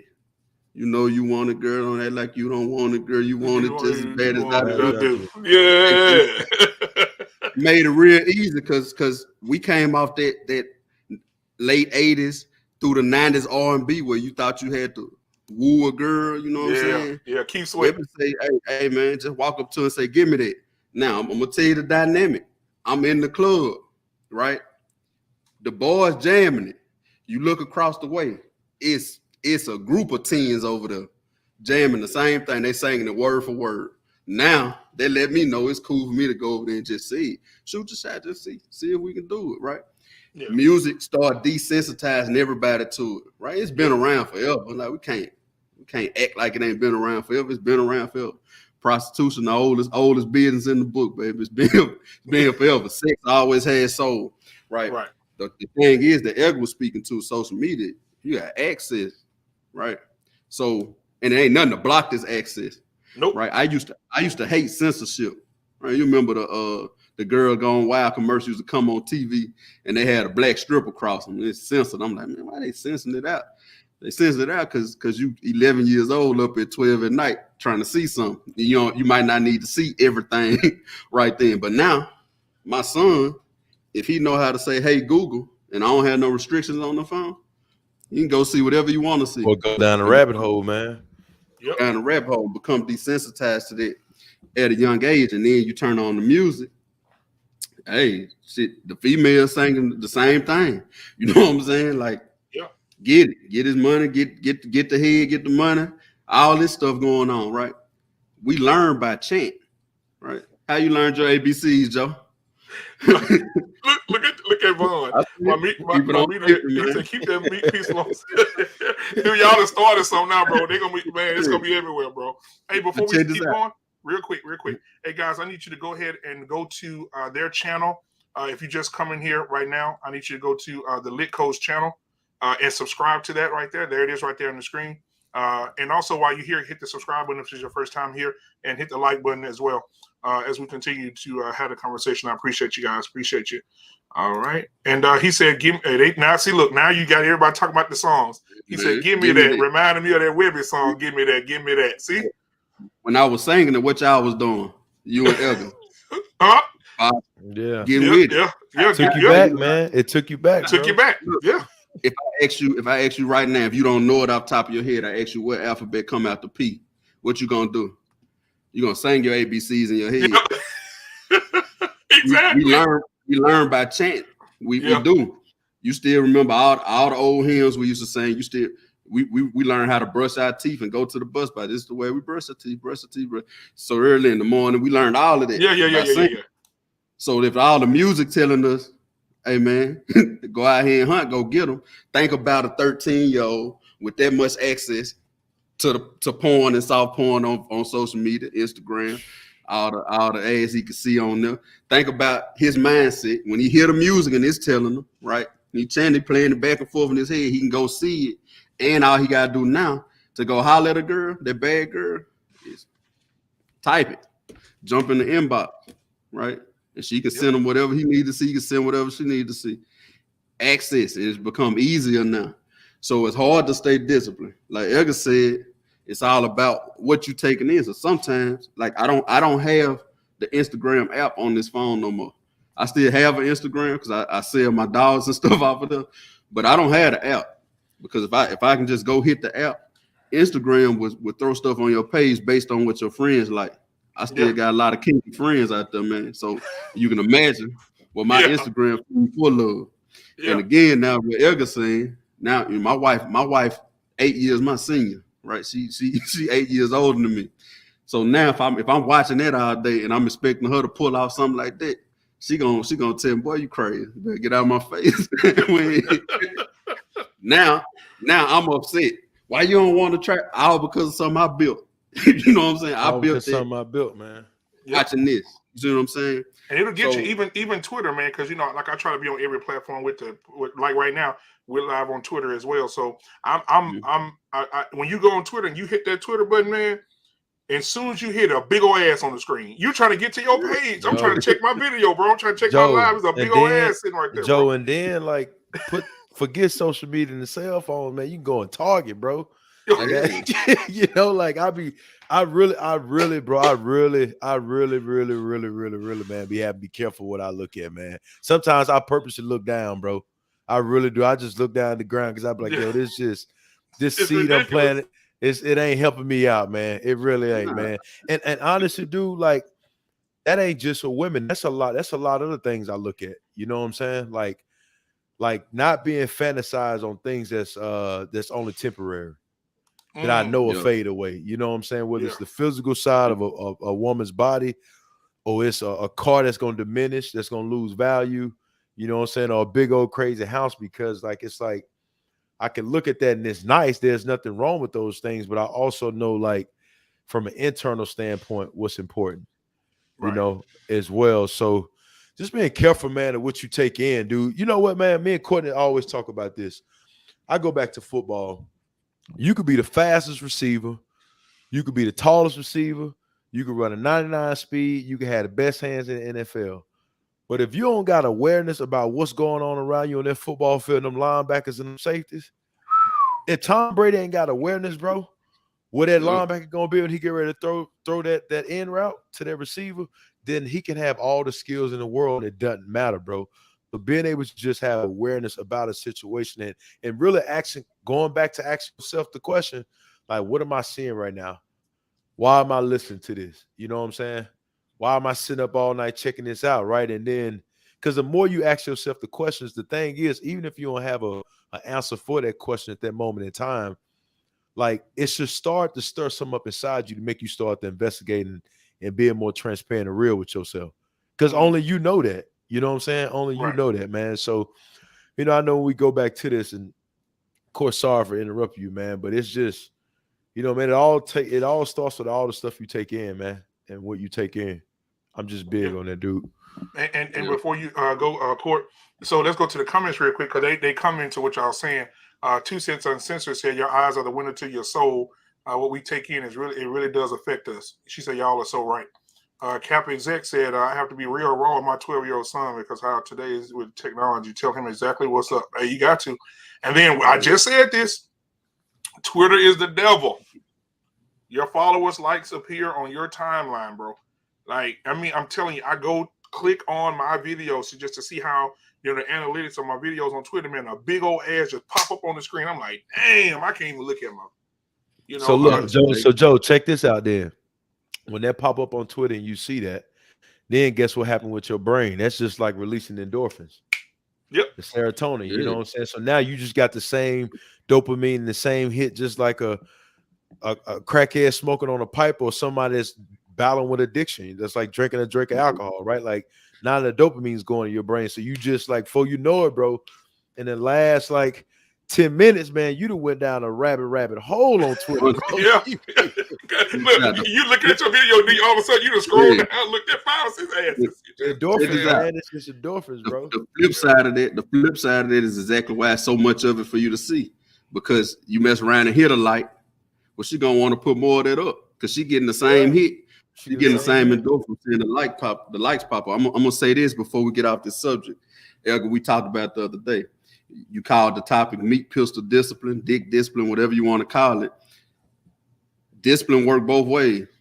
So I wouldn't say a reckless man is being undisciplined. He being disciplined in the wrong way. Right. Because he's making the wrong decisions. Right. Edgar, we said it the other day. Decisions will lead you to become a disciplined disciple of something in one way or another. If you keep making the decision to look at that and go out here and shoot up the club and all these women, you are being disciplined. You're just being disciplined in the wrong way, right? You're practicing the wrong habits. So how would you reverse it? By not doing those habits, right? For a married fella, man, I can tell you this: if you come home and your food cooked, your children clean and taken care of, you know what I'm saying, your house clean, you got a woman that if you fall out today, if I stop making money today, I guarantee you my wife will go work wherever she got to work at. She already done it before in my life. If you got that, then you need to ask yourself a question. Your conscience is always there. I don't give a damn what it is you're doing. Something gonna always be there saying, man, I might not need to do this. Now, you might do like in the cartoon, you know, when the angel and the devil over there, and you look on the cartoon and you look for the angel, and it's like, be back in 5 minutes. The little devil and tied him up, put him in the cloud. You know what I'm saying? So you might ignore him on purpose, but it's always there. You got to start asking yourself questions. Hey, man, why I'm about to do this, right? Probably just because she bad.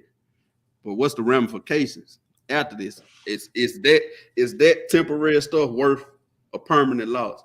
It's just like when we talk about people who commit suicide.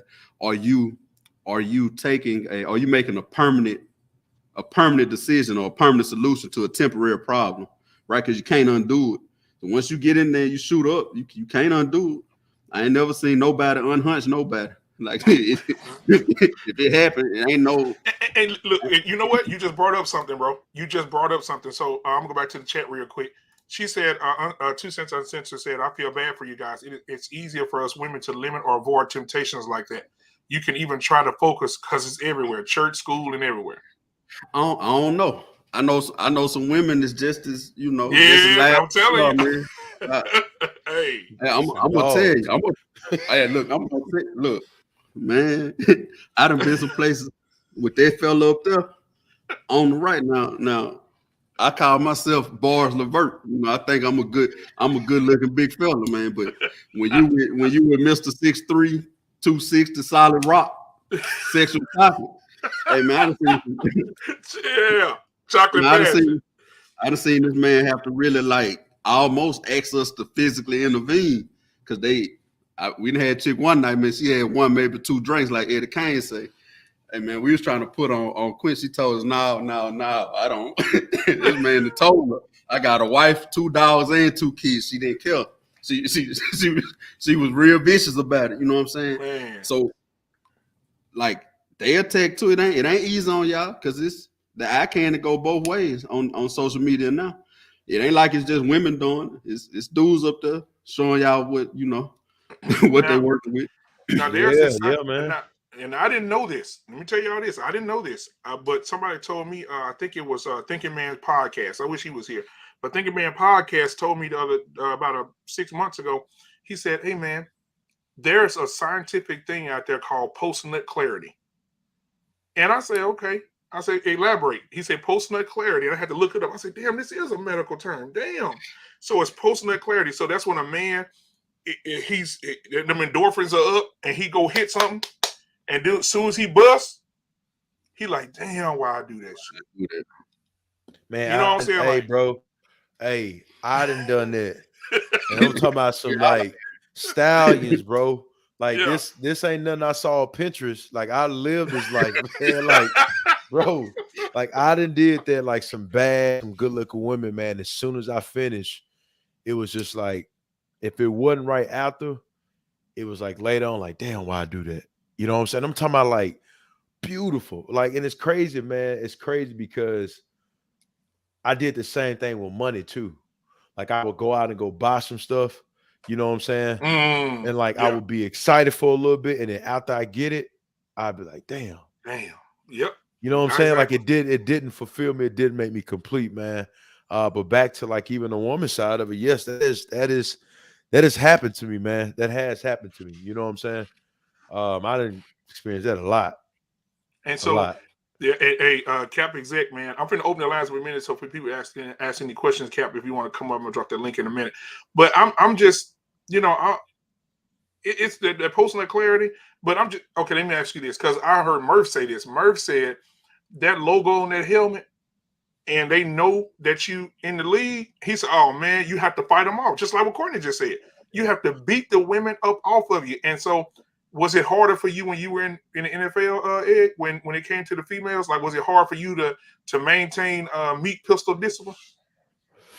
Yeah, it was hard for that, man. But it was also, it was easy for me in the standpoint of being able to had a discernment between chicks that was behind like the bag and the chicks that just wanted me for me. You know what I'm saying? So I'll tell you, like when I played in the league, like I want the one that went into the club and popped all the bottles. I want the one that went to the front door and told, you know, the bounce, hey, I'm such and such. I play with such and such. Go ahead and let me in. Like sometimes I'll just play the $20 and just kind of blend in with the crowd as much as I possibly can. And then I would get into the club, you know what I'm saying? Probably have me a couple of drinks. I'll be inside. And usually the chicks that I end up attracting was like chicks that was really cool people. Like they really was like some good, solid chicks, right? They had their own thing going, just really good women. But with that being said, man, I can think about my first game I played, dude. We played in Cincinnati. It was Monday Night Football. I'll never forget it. That's when they had Chad Johnson and Ocho Cinco and Hoops Manzada. Bro, we got to Cincinnati, man, and Cincinnati ain't Las Vegas. I remember we get to Cincinnati, bro, and how it works in the league is you always, if you playing West Coast, like if you're on the East Coast, we playing West Coast, you travel 2 days before the game. Like we play on Sunday, we travel Friday, we have Saturday, we play Sunday. If it's, you know, anything close outside the West Coast, we just travel, you know, leave Saturday, get there Saturday and play the game on Sunday. I remember getting to Cincinnati, Monday Night Football. We flew out Saturday, we flew out Sunday, got there Sunday, like around the evening time. As soon as we went into our hotel, dude, it was just like bad chicks, bro, just hanging out in the hotel. Just hang out in the hotel, you know, and then like if you went out with your teammates, like you get a section, right? Like, because football players stand out. I mean, they ain't just tall, they big, you know, so females always, you know, they see that, they absorb to it, and they want to come to it, man. So it was a challenge, man. I think as the older I started to get, bro, the less I started to put myself in certain situations where I just didn't want to do something I regretted. You know what I'm saying? And just really taking that approach of flying underneath the radar. But dude, it's around every corner. And then I think about the cats that's playing the league now where they ain't got to go to no club. They can just get on this. And because they got so many followers, right? Exactly. Like how many chicks that's in their inbox? You know what I'm saying? So, dude, look, Jenny just said it. They scouting, bro. Just like they scouting, man. You know what I'm saying? Eric said the key, though. The key is keeping yourself out of certain situations. Like he said earlier, man, if you know you're gonna wake that monster up, man, I don't club, right? I don't like if I'm going somewhere, even the strip club, guess who coming with me? Wife are coming with me. I don't want to be alone drinking around. I don't want to. And I'm a pretty disciplined fella, but I don't want to put myself in position to have to decide. You know what I'm saying? Right. And what's the rapper's name? I think he may be Jamaican. The one with the grill. He an independent artist. Him and his wife are always doing music videos together. Oh, you talking about Toby? Yeah, Toby. Yeah, he said the same thing. Where I go, my wife go. If my wife can't come and she ain't invited, I'm not going. Yeah, man. I ain't going. It ain't just I know a little inside of me, man. It's group is for podcasters. It's women that like smart cats. It's women that like podcasters. It's women that like oil and gas cats. You just got to be on top of your game, man, and just know thyself, bro. You know what I'm saying? It ain't nothing wrong with saying, no, I just don't want to go. You know, it just know thyself, man. Yeah. Hey, but that meat pistol discipline, man. I mean, and I can imagine like the real big superstars, like people like Odell Beckham and people. Oh my God! Oh my God, bro! I don't even know how you can be married and be Odell, or even be married and be like who else is out there real big right now? Like Tom Brady. That's the biggest name in NFL. How does Tom Brady go through that tunnel after that game? Them women out there, Tom, you know, it's like 5 of them, and they better than Giselle. I mean, come on. Like Giselle will be right there too, though. Oh yeah, she at every game. Tom. you on that level, it's some of them you just ain't gonna be able to say no too many times. You gonna fall. you gonna fold. Yeah. You gonna fold like a junior high love letter, man. You gonna fold like a hey, I believe you. Hey, so guys, if you want to call in right now, go ahead and call in if you got any questions for the panel, man. We wide open. Jenny went ahead and dropped the link for you guys. I did as well. It'll be at the top up there if y'all want to cam up. Hey, Cap, I know you want to come up, Cap, because he's been in the comments all night, man. But yeah, man, I just feel like, man, it's just men have it hard, man. Because any type of profession you in, they coming. You know. But 2 Cents, I wish he'd come up because 2 Cents said that, you know, women don't really have that problem. But I don't know. It's how we wired too, man. We just, I mean, we wired to hunt for it. That's how, I mean, by nature, like we really, once that testosterone kick in, all I could tell the youngsters is, man, I always strap up. Worst thing I ever did was figured out that feeling, man. Because that's a dismal part. You gonna play the field. You gonna do your thing. Like that's gonna happen. But man, once I found out what it was like with to fight the war with no helmet, man. Oh man, I'm trying to do that everywhere. This different. Wait, hold on a minute. You know, I used to tell my homeboy I used to take my tires off to drive to a woman's house. I don't want no rubber nowhere around me. I'm pulling up on real. Hey, bro, you stupid, bro. You stupid, and that ain't no way to live, man. You rolling the dice for real with that, and you end up making these babies for people who you ain't gonna be with, and then you part of the problem, right? Another fatherless home, right? So. And Cap Exec said it takes years and years and years and years and years of discipline, bro. Jenny said, my husband wears a uniform. Any type of uniform has a following. Yeah. Yeah. Cap Exec said he want to come up, but he said, I'm resting for the night. I'm beat. Got an early snowing departure out of Chicago early to Cali in the morning. Damn. Man, get that money, Cap. Yeah, get that money, Cap. Yeah, he be on here, bro. He from the Bahamas. And boy, he be on here cooking. He be on here cooking, man. But so when it comes to that discipline, man, I just think it's hard, man. It's hard because, like I said, there's so much access. Back in the day, you had to walk up to a female, talk to her, converse with her, get her number. Now you see her, and all you gotta do is say, "Hey, what's her name?" "Oh, Patrice Johnson." "Oh, okay, hold on." "Oh, there she go." Ding, inbox. That's all it takes now. You don't really have to work. I think when you talk about the discipline in regards of these chicks, right? I'm just, me and Courtney always talk about what else can it lead to, right? Because if I ain't disciplined with that, like what else could I potentially end up adding to my life that could be detrimental to my life? Right. Because I started one habit and ended up becoming 2 bad habits or 3 bad habits. Right. You know what I'm saying? So it's like what's the ripple effect of what I will continue to do? What's the ripple effect of what I'll continue to do? And two, I would say this, man, it's hard for being single these days too, man. It's very difficult because even if you got a young woman or a young man that's really trying to do the right thing, right? You got temptation. You know what I'm saying? You always got the things that's on social media. You got the physical thing that's always in your face that you're being tempted with. Yep. And you're trying to do it the right way. And you're just trying to find a good partner, somebody that you can do life with. And that's a challenge as well. That's his own challenge. I think if I ever got divorced, bro, I was just going to move to Colorado and work at Home Depot and change my name to Bill. Like, I didn't grow a beard. I don't think I ever date them, bro. Like, it's a challenge, bro. It really is a challenge, right? Like, it's just a challenge, man. It's a challenge. You know what I'm saying? So, work at Home Depot, grow a big beard, man. Be like the equalizer, man. Just mind my business, bro. Still ain't gonna be safe. Because gonna be that one woman coming in there that's probably 56 years old. You look kind of handsome, chocolate guy. It's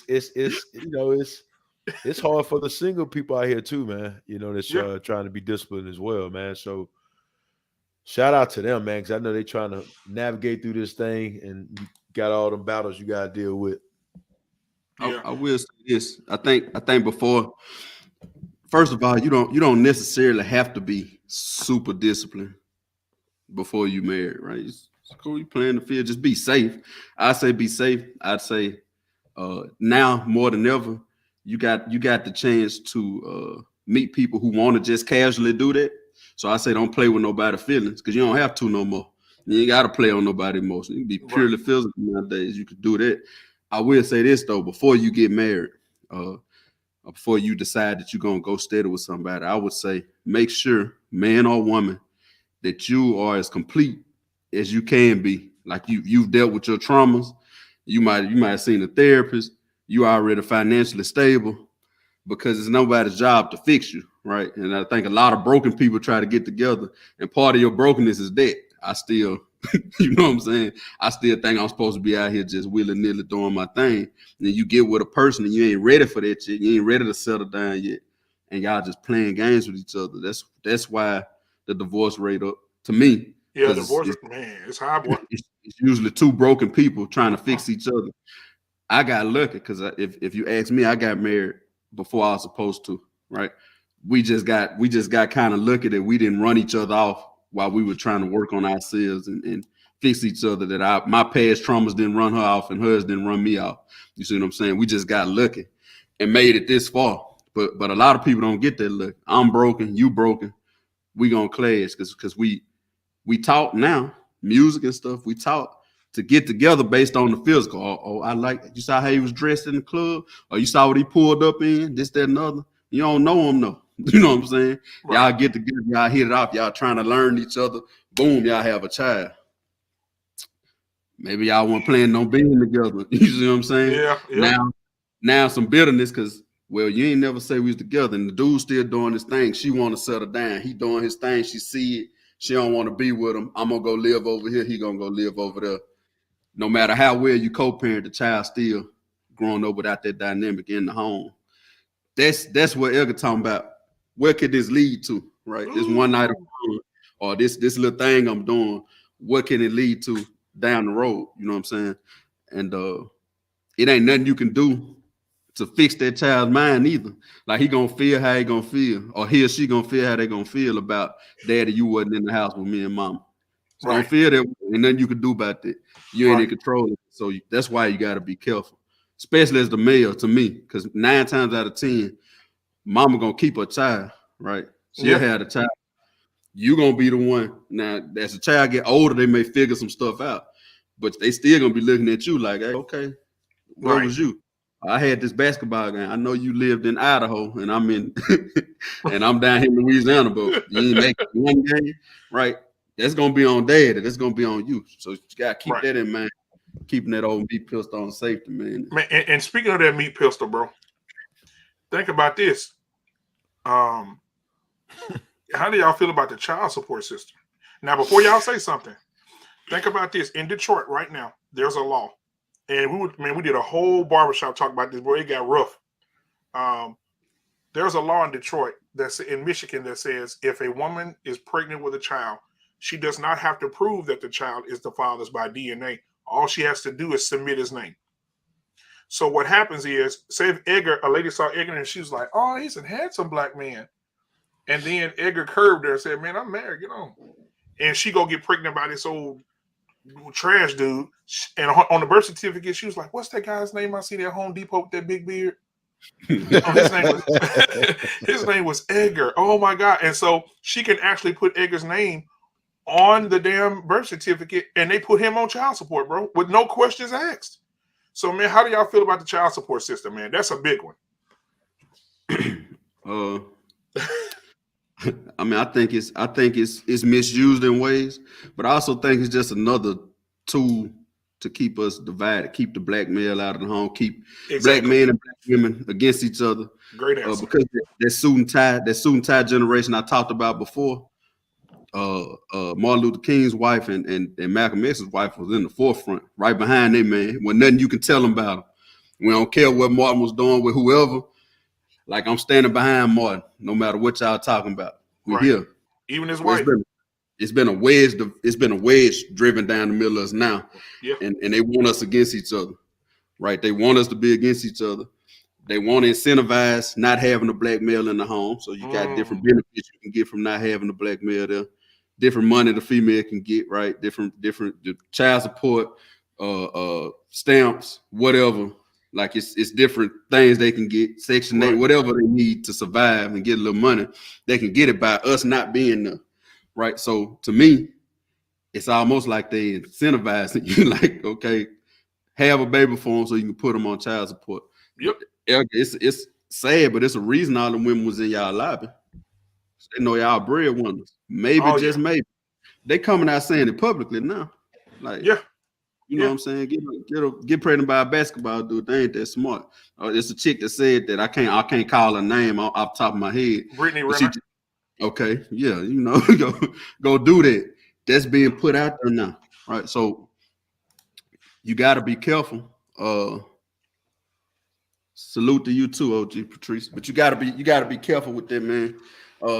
I just think it's another divisive tool, and it's an emotional topic, right? Because the children get involved, and anything they want to do to us, whether it's a racism issue, a police brutality issue, the A word that you talked about earlier, the deletion issue, right, or this child support issue, what it does is sparks emotion. Right. And so once you get one side going and the other side going, and they're emotional, you got them, right? We all over the place now because emotions are all over the place.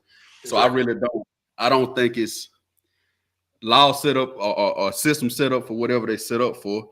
And you can use them in the right way, you can use them in the wrong way. But I think the atmosphere around it now is so tumultuous because they want it to be tumultuous. They want us to fight back and forth about child support. Oh, she put me on. She won't even let me see my child. I do this. I do that. I feel for them. Don't get me wrong, man. I feel for y'all. For the ones who really want to be in the child fathers, man.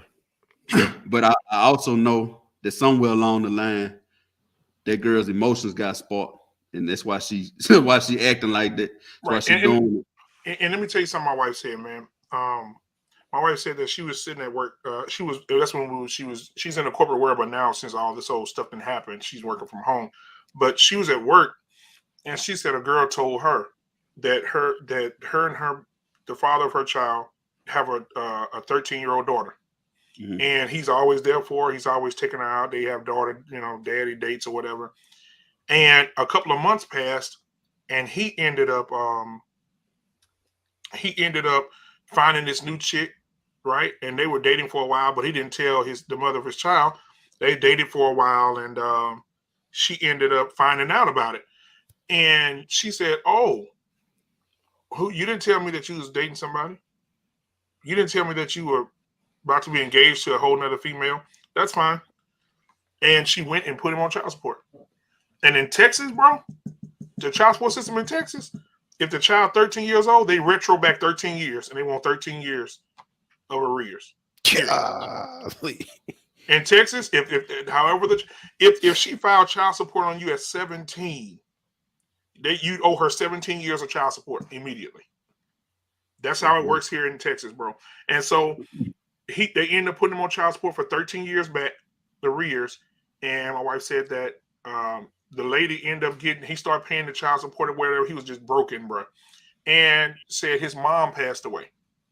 His mom passed away like a year after he started paying child support, and they gave him his mom left him an inheritance. They took half of the damn inheritance and gave it to her for child support, bro. And she used that inheritance money to put a down payment on the house for her and her new dude. You know what I'm saying? Like, bro, that's rough, man. That's rough. You're gonna always have those horror stories like that, man. And it's unfortunate. Sometimes women they put themselves in the worst position by putting guys on child support, because some dudes go above and beyond, and once you put them on child support, they say, all right, well, you put me on that, that's all you're gonna get. I would say, man, try to think about the child, but that goes back to what I said earlier. A lot of women and males both come from broken situations, and they broken. So a broken woman might have taught her this the way you do it. And belief is the most powerful thing in the world. So if she believes that's how she's supposed to do it, it ain't nothing on this earth that can make her think otherwise, because I believe this how it's supposed to be done. He leave, you put him on child support. And if she taught that 3-4 generations, then guess what's gonna happen? That's it. She probably gonna do it, right? Yep. And it's unfortunate. I wish they think about the children more. Some cats need to be on it. A lot of cats don't. You know what I'm saying? I see that she just said it's a business. Hey man, you just gotta make sure you stay in good standing with the mama. That's right. No, sometimes what you gotta swallow, my boy, I know it's hard. Right. Pride and ego gotta go. Right. for the sake of that child. That's part of you being strong, though. Right. I watched my dad swallow a lot of pride and ego for us, you know, in our home situation. Sometimes the strongest thing you can do is swallow that for your child. It might be hard. Yeah. But sometimes and I ran into a dude, man, and this ain't funny, bro. But I ran into a dude one time, man. He was saying, who's at church or something, bro. And he was like, I don't have that problem with no child support, bro. I don't have that problem. And I was like, you on child support? Yeah, I'm on it, but I don't have that problem. I said, that dude, that don't even add up. He said, oh no, man. I just went over to my chick house and took the card from him. Dude. And he said, I dared her to go and tell on people I took that card, bro. He said, so every month I'm paying myself. You know, I'm like, dude. So he said he got the card, bro. He said he's not giving it back to her, man.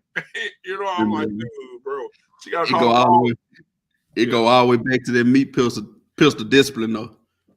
Right, man. Hey, man, because that meat pistol discipline is something else, bro. Because listen, man, if your meat pistol was a third base coach, man, they'd be telling you to go home. You go home, bro. You go ahead and come on home. And then he slide me like, and then he slumped over like, oh man, I don't know what happened once you get in trouble. You know what I'm saying? Man, that's crazy. Hey man, dude. It go back to that decision, Joe. Everybody who on child support had a decision to make at one point in time to say, man, I'm about to let loose on them. I'm about to go and take it. Man. Why you gotta be and a lot of women, dude, this is what yeah, E-Man. Yeah, absolutely. Yeah, that's E-Man. I know he coming up. Come on, E-Man. But anyway, a lot of women are saying the same thing, though. A lot of women that are advocating for men are saying men have control of relationships. Women have control of sex.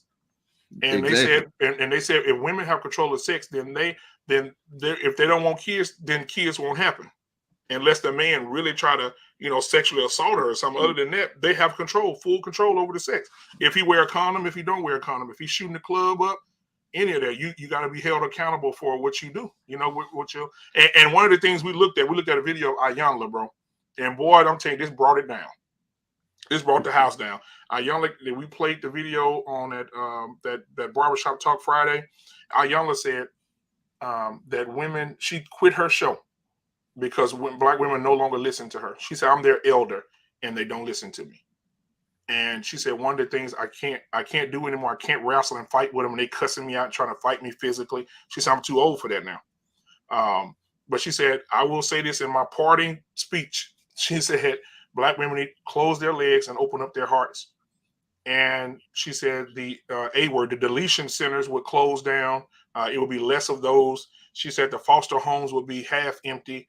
And she said that because now you're making yourself, she said, I think from her perspective, she said, I think that our Black women are the most undesirable women on the planet right now because of their behavior, their sexual behavior and their behavior altogether, as far as how they dress, how they carry themselves, and so on and so forth. When she said that, they drug her, bro. I mean, you look at some of those Twitter comments, bro, they talk about Ayanna like she a 13-year-old in middle school, bro. They broke her down, bro. Ayanna ain't what they taught that's cool no more. Her type ain't cool no more. Right. Not cool to the music and stuff that we getting taught.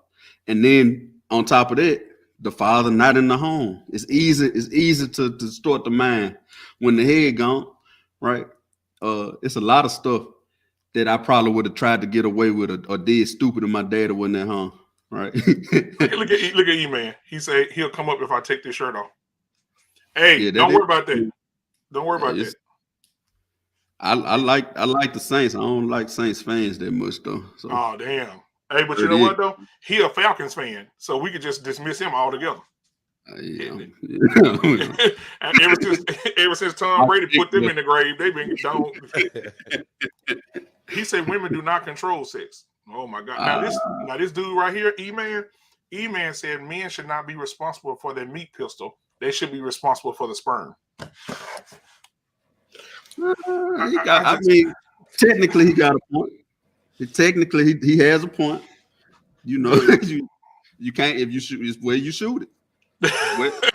Hey dude, Edgar has started something, bro. This meat pistol here, I'm telling you, bro, I'm putting this everywhere, bro. The next show I do.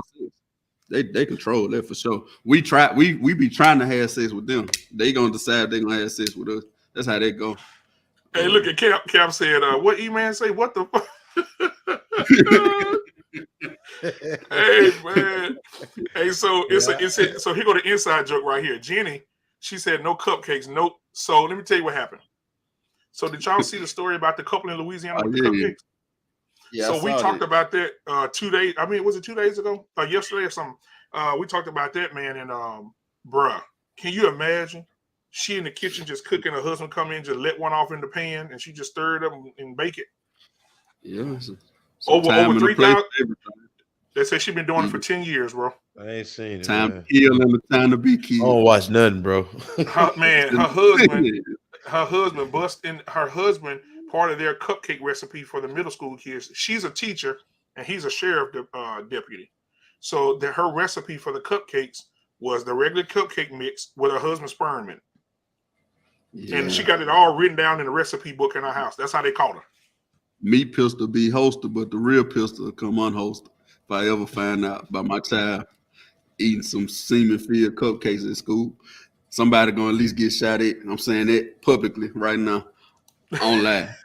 That's what I'm saying. Can you imagine your kid coming home with a letter from the school saying, "Mr. Anderson, we're so sorry. For the last 4 years, your child has been eating sperm-laced cupcakes." God damn. Ooh, boy, I don't know. I don't know, bro. I got two firearms, bro.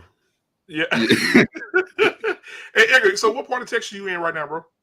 Man, I'm like north. I'm up by like Frisco up towards that way. Okay. Cool. Yeah, man. Edgar said you got too much artillery. I do. Man. That's another thing, man. I think when it comes to black man, bro, like being able to make sure you're protecting your family as well. Exactly, bro. You know what I'm saying? Knowing the laws, if you're considering carrying, knowing the laws, you know what I'm saying, making sure you got insurance to protect yourself just in case something happens, just like you got insurance on the car. Right. I couldn't know, man. I can go down a whole and you know what though? You're right though, bro. Because I went to the gun show. I have a lot of artillery in here too. I wish I could show it on camera, but YouTube be tripping. But but I went to the gun show, man. I'm waiting to get in, and I look around, man. I say, damn. White, 100 white, 200 white, 300 white. Damn, 10 blacks. I mean, we're not in there, bro. We're not in there. We're not buying no bullets. We're not buying no guns. We're not buying. Not knowing how to make your own ammo. You know what I'm saying? Not knowing how to hunt. Not knowing how to fish. Not knowing how to crop. You know what I'm saying? Like that. Hey, dude, you're a survivalist like me. Hell, some shit go down. I will. I'm straight. I'm good. Yeah. Like, but I'm thankful for growing up like that, man. And that's something else I'm passionate about, man, when it comes to talking to my young black man, my brothers, my brother, my love, anybody that I come across for our youngsters, man, just teaching them the way of the land, man, hunting, fishing. If you get into a point in your life, you got a family, you want to protect your family, like giving them game on how to do it the right way and how to put yourself in a position that if you got to do something, you know what I'm saying? Like you taking the proper measurements to protect yourself and your family, and that ain't a lot of education that's out here that we're able to give to our, I'm starting to see a couple more people starting to do it, but we lack that knowledge of like if I'm going out to go buy something, weapon rounds, like what do I buy? What's the proper training? I've done it so much, man. I've trained in so many different courses, man, from knife courses to courses when you have 4 people in the car shooting over each other, shooting through windshields. And like I'm the only one in that course of my color. And it's like, and honestly, some solid white guys in there, bro. That I'm still cool with. Some good guys. You know what I'm saying? But so just let the me ask you this information. real quick.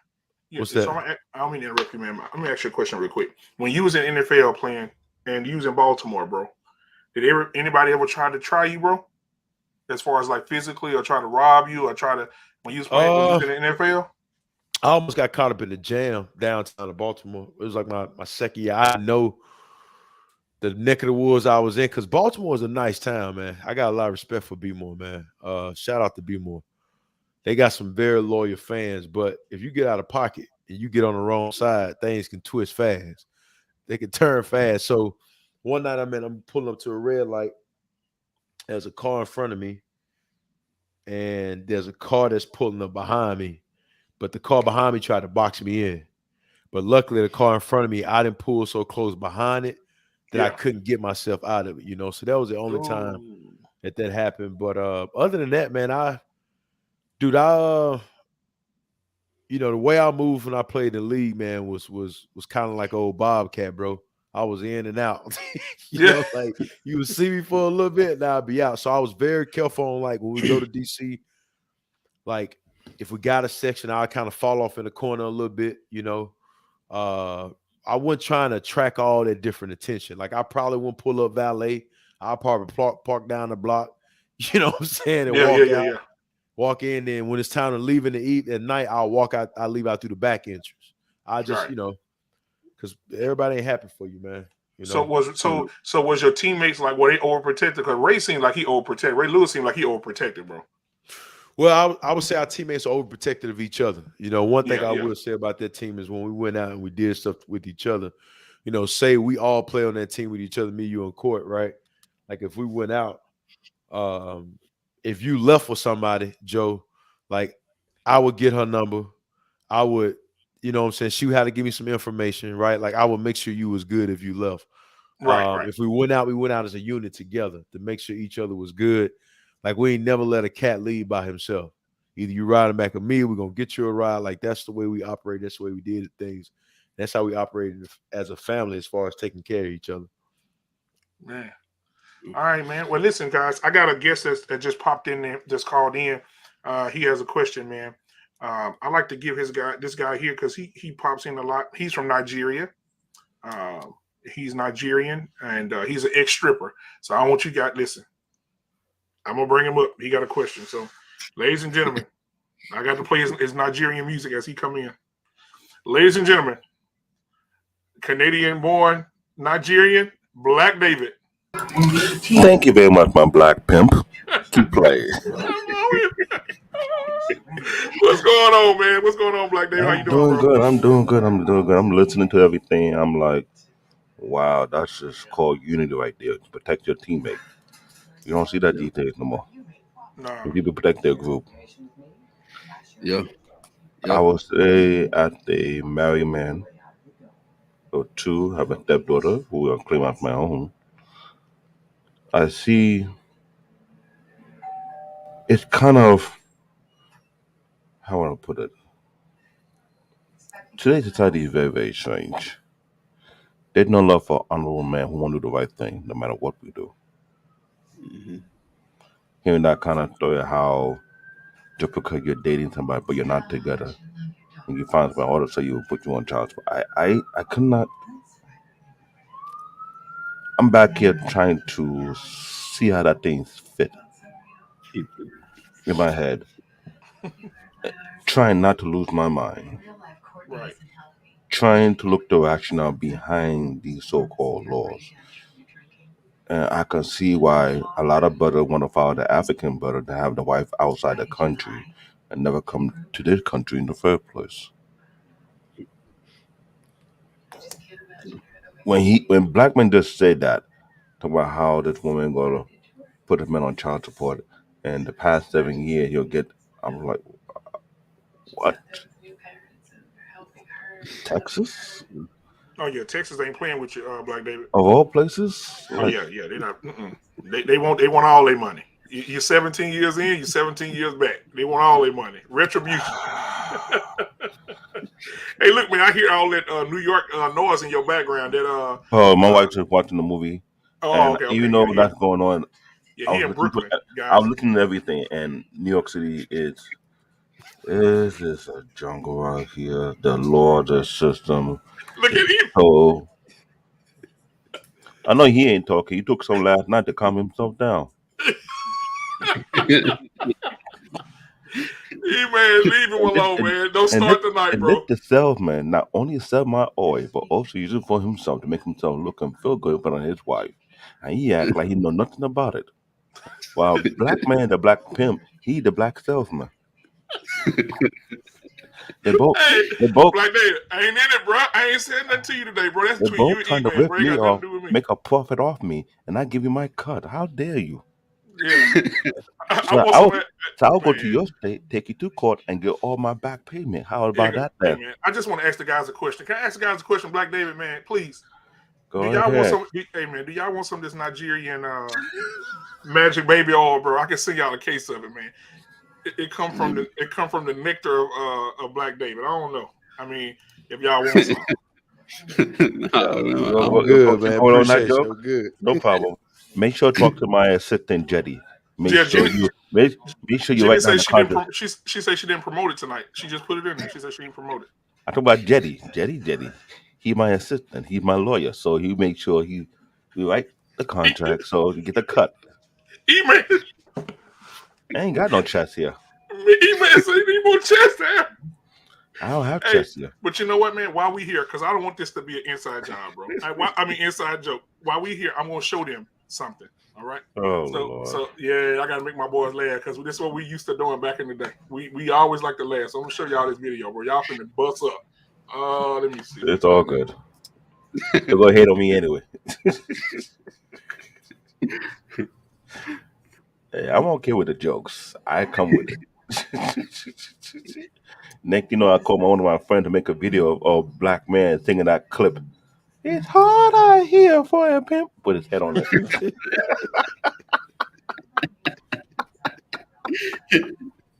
Oh, look what I got. I say, can you do me a favor? Make the clip for me. Email it to me. I'll have it all over the place. Yo, they be roasting me here. Before that video, I'm the infamous guy that say Kim K is 0.5. And so this is the guy. Yeah, I want to tell my boys this. This is the guy that says on a scale from 1 to 10, he gives Kim Kardashian a 0.5. He said that he would rather have Gabrielle Sidibe than Kim Kardashian. He's from Nigeria, though. So, different strokes. I ain't know that wild by Kim.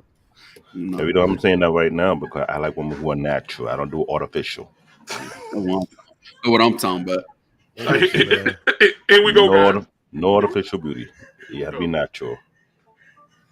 Let me turn it up. Oh boy. Let me turn it up. You better hope it play real hard tonight, boy, because I'm ready. Ooh, I'm about to bust up. All right. You come on, Nigerian people. Let me find it. Do your juju. There it is. There it is right there. I'm gonna let it load up real quick. I don't know what's going on with that. But anyway, it do that every time on your video. Here it come. Because they're protecting me, that's why. Yeah, man. Every other video do it except this one, man. I think you got something. I don't know what you do, which is why I agree. It's that Nigerian juju.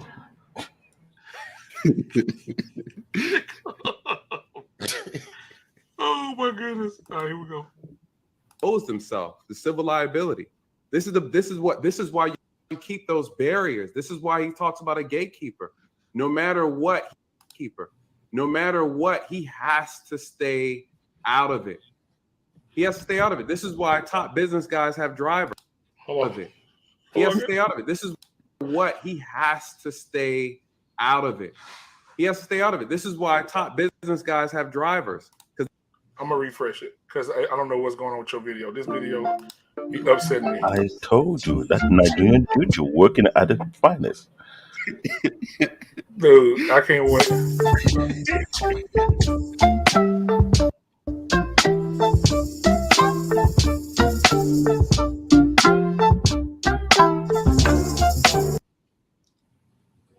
Come on, man. I can't wait, bro. This is gonna be hilarious. I'm telling you, this Nigerian juju working at its finest. They not allow you to play like that.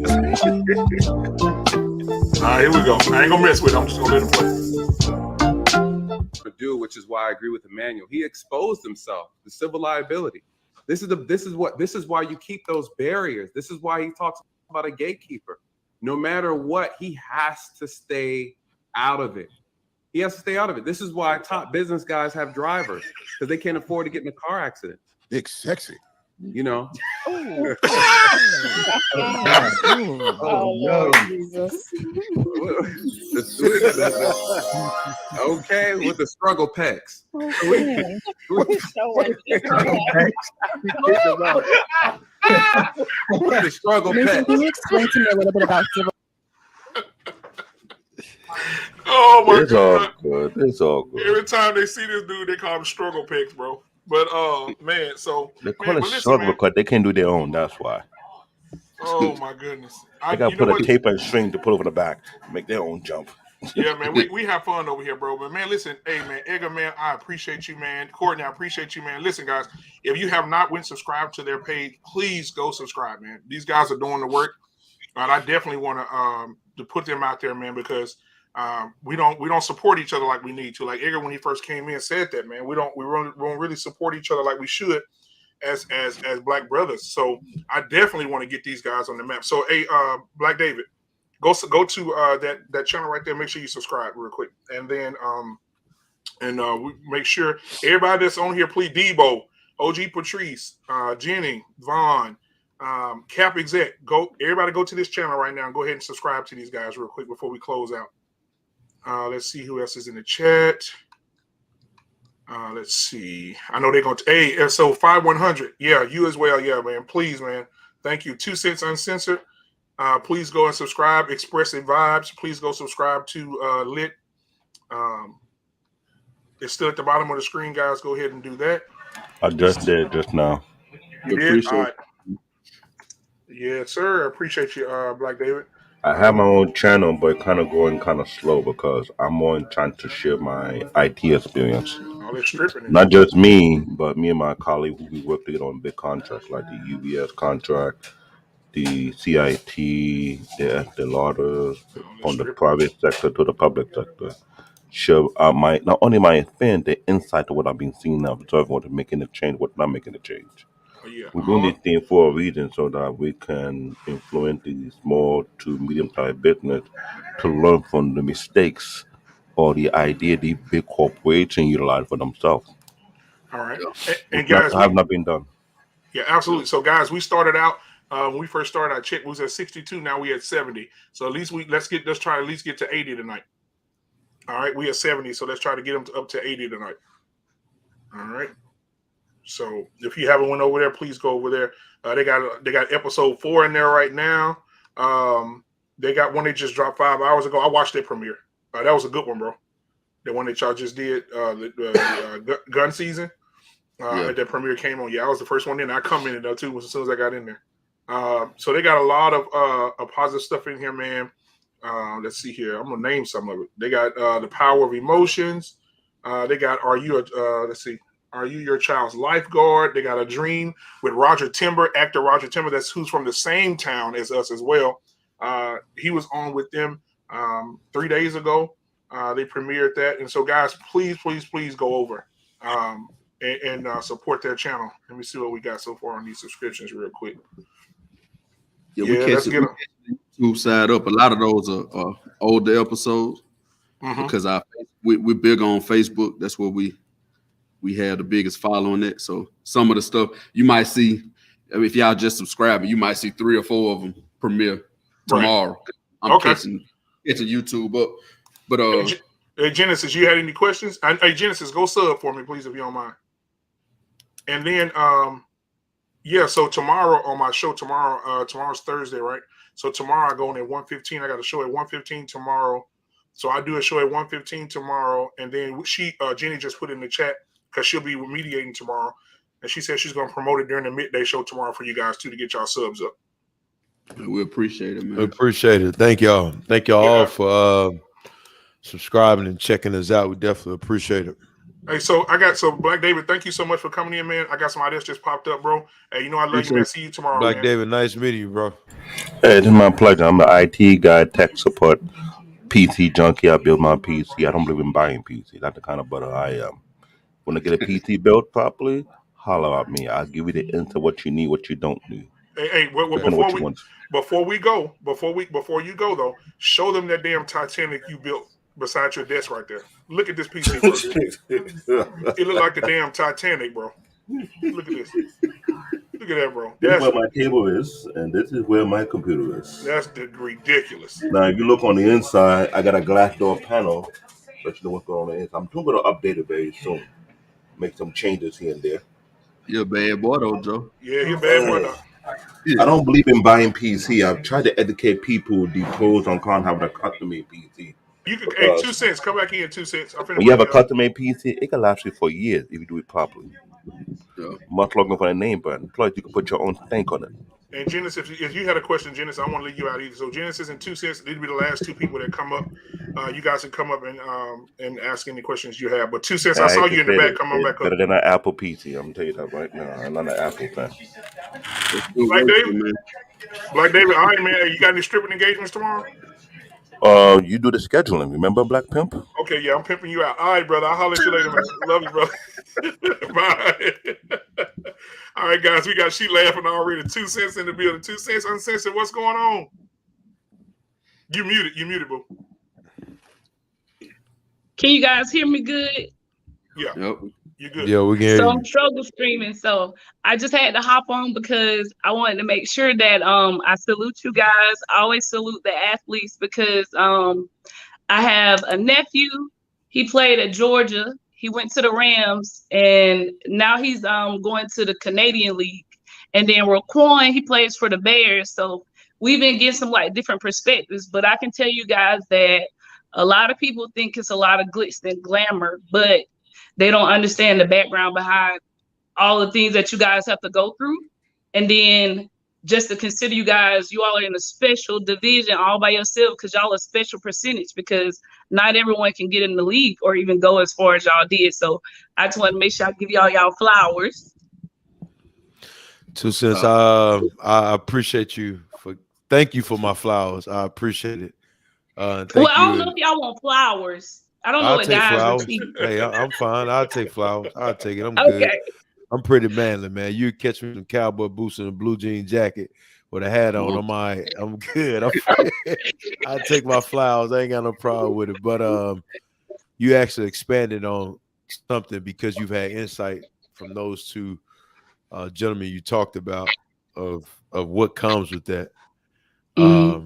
It's a stress, man. That stress right there, competing at the highest level, I do not miss it. I don't miss it at all, you know. But no, it's you're right. There's a lot of things that goes on, especially from the point of the guys that's really out there fighting. Not like the superstars, the guys that's really out there fighting for their job. But yeah, it's a lot that goes on. So thank you for that. I appreciate it. Oh, definitely. And to touch on what you guys were talking about, I said that men, I salute you guys because me and my husband discuss this all the time, that I know that women are thirsty. They're way more thirstier than guys. They will directly approach you guys. I mean, they'll throw it at you, but guys, you know, you all have y'all have more self-control, most of you guys. So when we're out and about, you guys aren't just throwing it at us. I mean, unless you guys thirst trapping, like I said, with a great joggers or something like that, because that's the new thing. But social media, I think, is a temptation for everyone. But I always tell people that, like you guys said, it's important to realize that if you don't set yourself up for failure, you usually can, maintain the normal, game that you get spit at you or like the different interactions. But it's a challenge for you guys more so now than I've ever seen before in my entire life. So for you guys to maintain the meat pistol. The meat pistol discipline. I mean, I completely salute you guys, especially being in marriages. But I think the most important part is that when you're with a solid female, we're really secure and confident in who we are. I mean, you have to be in order to be with certain guys. Like all you guys on the panel, you interact with women all the time, and then to have the background of being an NFL player or even like a football player and handsome black guys. I mean, it's just easier. It's harder for you guys to, maintain if you don't have a woman that's strong, because she's going to just pester and pester if she doesn't have the confidence. But if you have the confidence, you don't have to worry about it as much, because we trust that you guys will be respectful to us and we'll be respectful to you guys. But I know for a fact that it's different for men than it is for women. So that's what I wanted to hit on. Yeah, yeah, it's rough. Just by nature itself, it's a little rough on us. Once we hit that certain age, man, it's hard to turn us off. You see, during the rut, you see big deer right out in front of 18-wheelers all the time chasing. Yep. The highway full of cars, we're gonna chase it. But so it is harder. But like we said, if you manage what you take in, right? If I didn't look at 75 different butts and booty shorts today, then I'm a chance of not following it when it walked past my face in real life. You know what I'm saying? Because I ain't been training my mind all day to think about that. You know what I'm saying? So it's rough. We just gotta take it in. That's all. So question though, when you guys were in the league, were you both married or did you get married after? Well, only one of us was in the league. Yeah, I he was just in the league. Yeah. I just looked like that. I wasn't in. Okay, got you. Okay. So have you guys always been married? Like, what age did you get married? I got married and I got out. Okay. I got married and I got out. That was the best thing for me to do. I got married. I'm coming up on my 10th anniversary this year, so I was 25, 24, July. Okay, I'm September. Yeah, July the 21st. So I was younger, but I will say where we from. I was a 16-year-old senior in high school. I did a lot of stuff early. And I had older cousins that went to college during the time I was in high school. I had a cousin that went to the league. My homeboy Murphy. I went to Southern. My homeboy Murphy was at LSU. I got a lot of stuff out of the way early to where I was kind of burnt out on certain stuff. And I had a job coming out of college, and I lost it. And my now wife, she was working at Walmart. One day she came in and brought me. She had cashed her check. She took out what she needed to get gas and food, and she gave me the rest of the money because she said she knew I had more bills than her. So I knew at that point, like, I'm keeping her, and I'm gonna have to figure out. I still had to dwindle down, but you know, I'm gonna figure out how to get right for her.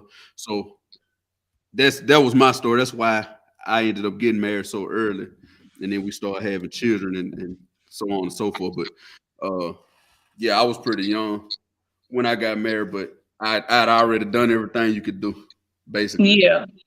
And what about you, E? I got married now. I've been married for about 5 years now. Why is he laughing? Well, you know, like 2 cents. You know how I be laughing, right? How we be joking. We all from the same little town in Louisiana. We all grew up together. So so he laughing like that, man. It's something he thought about something. 2 cents. I'm not laughing at your laughing. I'm really laughing at myself. I've been married for 5 years now. I'm glad I didn't get married when I was playing ball. I just wasn't at that. You know, I had a child out of wedlock as well. My second in the league, man. So I think about, you know, the time I missed with my child and not being there for her. And now we got an awesome relationship. Me and her mom got an awesome relationship with each other as well. But I only could imagine if I would have got married, like what that would have looked like, you know. So I purposely chose to wait until I was done to get married. That makes sense. Yeah. That makes perfect sense. Because I was thinking about the type of behaviors that you would have to maintain when you're an athlete, or if you're just busy and you're away from home more so than you are home. Like even with guys with jobs that have so much time away from home, having that level of discipline, I would see that it will be harder for celebrities or people that's in the spotlight more so than, you know, average guys. But of course, average guys get women thrown at them too, but just at a I think higher level for people that's in the public eye. I can tell you from experience, I pipeline. So like on the road, there's a such thing. It's a pipeline of groupies. If they see you in a certain type of truck, certain type of you know what I'm saying, you dress a certain type of way, boots, things like Edgar talked about earlier, they coming. And they come for all kind of people, man. Like I said, it's professors at colleges, man. I understand the preachers. Like it's a for everybody. You just got to be, especially on preachers. Oh yeah. You just I mean, because even when they talking, my Lord, we showed. I knew you was gonna hit the voice. And so after that preacher get done, and he come down. Pastor Show cook some chicken today. You want to stop? I made some chicken. Hey, but man, but yeah, again, man, you know, we got, like I said again, it's just the world we live in right now. Everything it's just so many options. You have so many options. Everything is on this device right here. You can do anything you want to do. You know, I can't see my girl right now. I'm in the middle of the woods. Let me type in big booties bouncing on railroad tracks, and it's just gonna pop up. You know, and so you know, and then the meat pistol is on an all-time high, man. The meat pistol there's no meat pistol discipline, and there's no Lily of the Valley discipline either, though. So they out here throwing it from the free throw line too. So I mean, it's we got to get some discipline, man. We got to get some discipline. But I thank you guys for coming, man. I ain't gonna hold you guys too much longer, man. I know you guys got lives to get back to. Hey, tell your families I said what's up. Man, I know he in Ohio. It's cold. I bet it's cold as hell. Jack Frost cold. Courtney, about 2 weeks ago, it was -2 out there, man. How did we walked out the door? Did you do what we used to do back at home? Walk out the door and walk back in the house? Yeah, I got a little natural insulation on me, but you know, one thing about it, Joe, you know all them jackets and stuff we used to see them cats in New York. Well, we wanted to buy them. You know, it don't get cold like that in Louisiana. Oh man, my coat game up the part now. You know, I got all kind of Sherpa and you know, sheepskin and all that good stuff. Man, I like it. My flannel game up the par. Yeah. And so, and then I'm gonna get with Egg. Are you still doing the gladiator stuff? Nah. You're not doing it no more. But you're still training though, right? Yeah, I just train myself, man. I used to see you out there training a whole bunch of people, bro. I was like, damn, boy, he out there getting it. But nah, man, I ain't doing it anymore. That was a nice little chapter in my life, man. I learned a lot. But now I'm just got my hands in other things right now, man. Like I said earlier, I'm just being a student and learning a lot, and so I'm not training other than myself. Yeah, man. Well, again, man, I'm proud of you, man. Courtney, I'm proud of you too, man. I don't think we did too bad, bro. I mean, we were bad. Hey, we was bad as hell though in school, bro. We was horrible. But I think you know, Edgar played quiet, but he wasn't quiet. He was terrible too. He was, you know, he was terrible too. But you know, I thought about a time. No, I'm gonna say this before we gonna leave. I thought about it was me, Bobby Dorsey, Edgar, Michael Parks. Who else was over there? It was a whole group of us over there, and we had a moment of silence or something. And he go, Mike, you know that stupid Michael Parks voice. Hey man, shit, I'm about to fart. I'm about to fart like a motherfucker. That's all, man. Don't do that shit right now, bro. Cause we gonna get us all in trouble, bro. Damn. And Mr. Lane, I never forget it. Mr. Lane said, "Everybody bow your heads for a moment of silence." Well, Mike said, "Here it come." And Mike hit that, man. He said, "Everybody in that group right there, all y'all, come on down, come on down." I was like, "Damn, bro." Egg sit over in the corner like this. I ain't with them niggas. But them good times though, man. I miss them days, bro. Party Parks, man. Party Parks, man. You know when that voice changed, you know he up to something. Hey, Party Park. Listen, man. Party Parks, and well. Oh man. Hey, bro. You know what I'm gonna do one night, bro? Because I can have up to 10 people on this thing, bro. One night I'm gonna have a reunion, bro. And I'm gonna get Party Parks. I'm gonna get I'm trying to get all of them on here, bro. Dude, we're gonna be on here for 5 hours, bro. I can tell you right now, man. Parks gonna have us dying, bro. Hey, boy, I remember one time I'm gonna say this, I gotta go, man. But I remember one time doing summer school. I went to summer school with Parks and Webb, and TJ mama used to pick us up and drive us back. And I remember one time, dude, Parks, when she picked us up for summer school, and Parks was lighting her up, bro. He's cracking shots at her. She put us out. She left us all the way in Monroe. I had to call my mom. I was like, Mama, they left us over. Man, Parks, bro. Parks and Will. It's hard to put it to words how funny them dudes is, dude, man. and I can't be around him because he's so contagious, bro. Like you can't be around him, you know. And he like we'll walk into class. Why y'all late? Shit, why you early? You know, he's like he'll just say stupid shit, bro. And I'll be like, we get sent out of class, man. That dude, man, I'll stay getting in trouble with that cat, bro. That's my cousin. Well, Marvin though, shit, boy. Oh man, bro. Hey, Vaughn said one of my moderators said Russia just invaded Ukraine. But anyway, man, I appreciate you guys being here, man. Hey, 2 cents. It's good seeing you, girl. We appreciate you, 2 cents. Hey, I like your posters in the background too. Some bad appreciate movies. That. Yeah, I see you back there, 2 cents. And she like to you laugh. guys take care. What that all right. who that is? That's New Jack City, Harlem Nights. Coming to America. Nights. She got coming to America. What he said on Harlem Nights? He said, Champ, you ready? Hey, Champ, you ready? Ready? I'm ready. Look, he said, "Come on, babies." Yeah. Hey, my favorite part of that boy when Cantone had just pissed him off, and he was gonna tell Richard Pryor. He said, mother. I know. He said, you got it. He said, I do now. I do now. Yeah, that's a classic. Dude, that's the funniest movie ever, bro. That's but a funny man, movie. I'm about. Matter of fact, I'm gonna go watch it now, bro. Nice meeting you. All right, man. Thank y'all so much, bro. Hey, Edgar, man, I appreciate you, Courtney. I appreciate you guys. I thank you guys for coming in tonight. Please, these guys are doing the work. Please go over and subscribe to their channel and support them. And we're gonna continue to push it tomorrow, Edgar and Courtney. I'm gonna be on my show at 1:15 tomorrow, and I'm definitely gonna be still pushing for you guys. So I appreciate you guys, man. Thank you for being here for this Wednesday night special. And peace.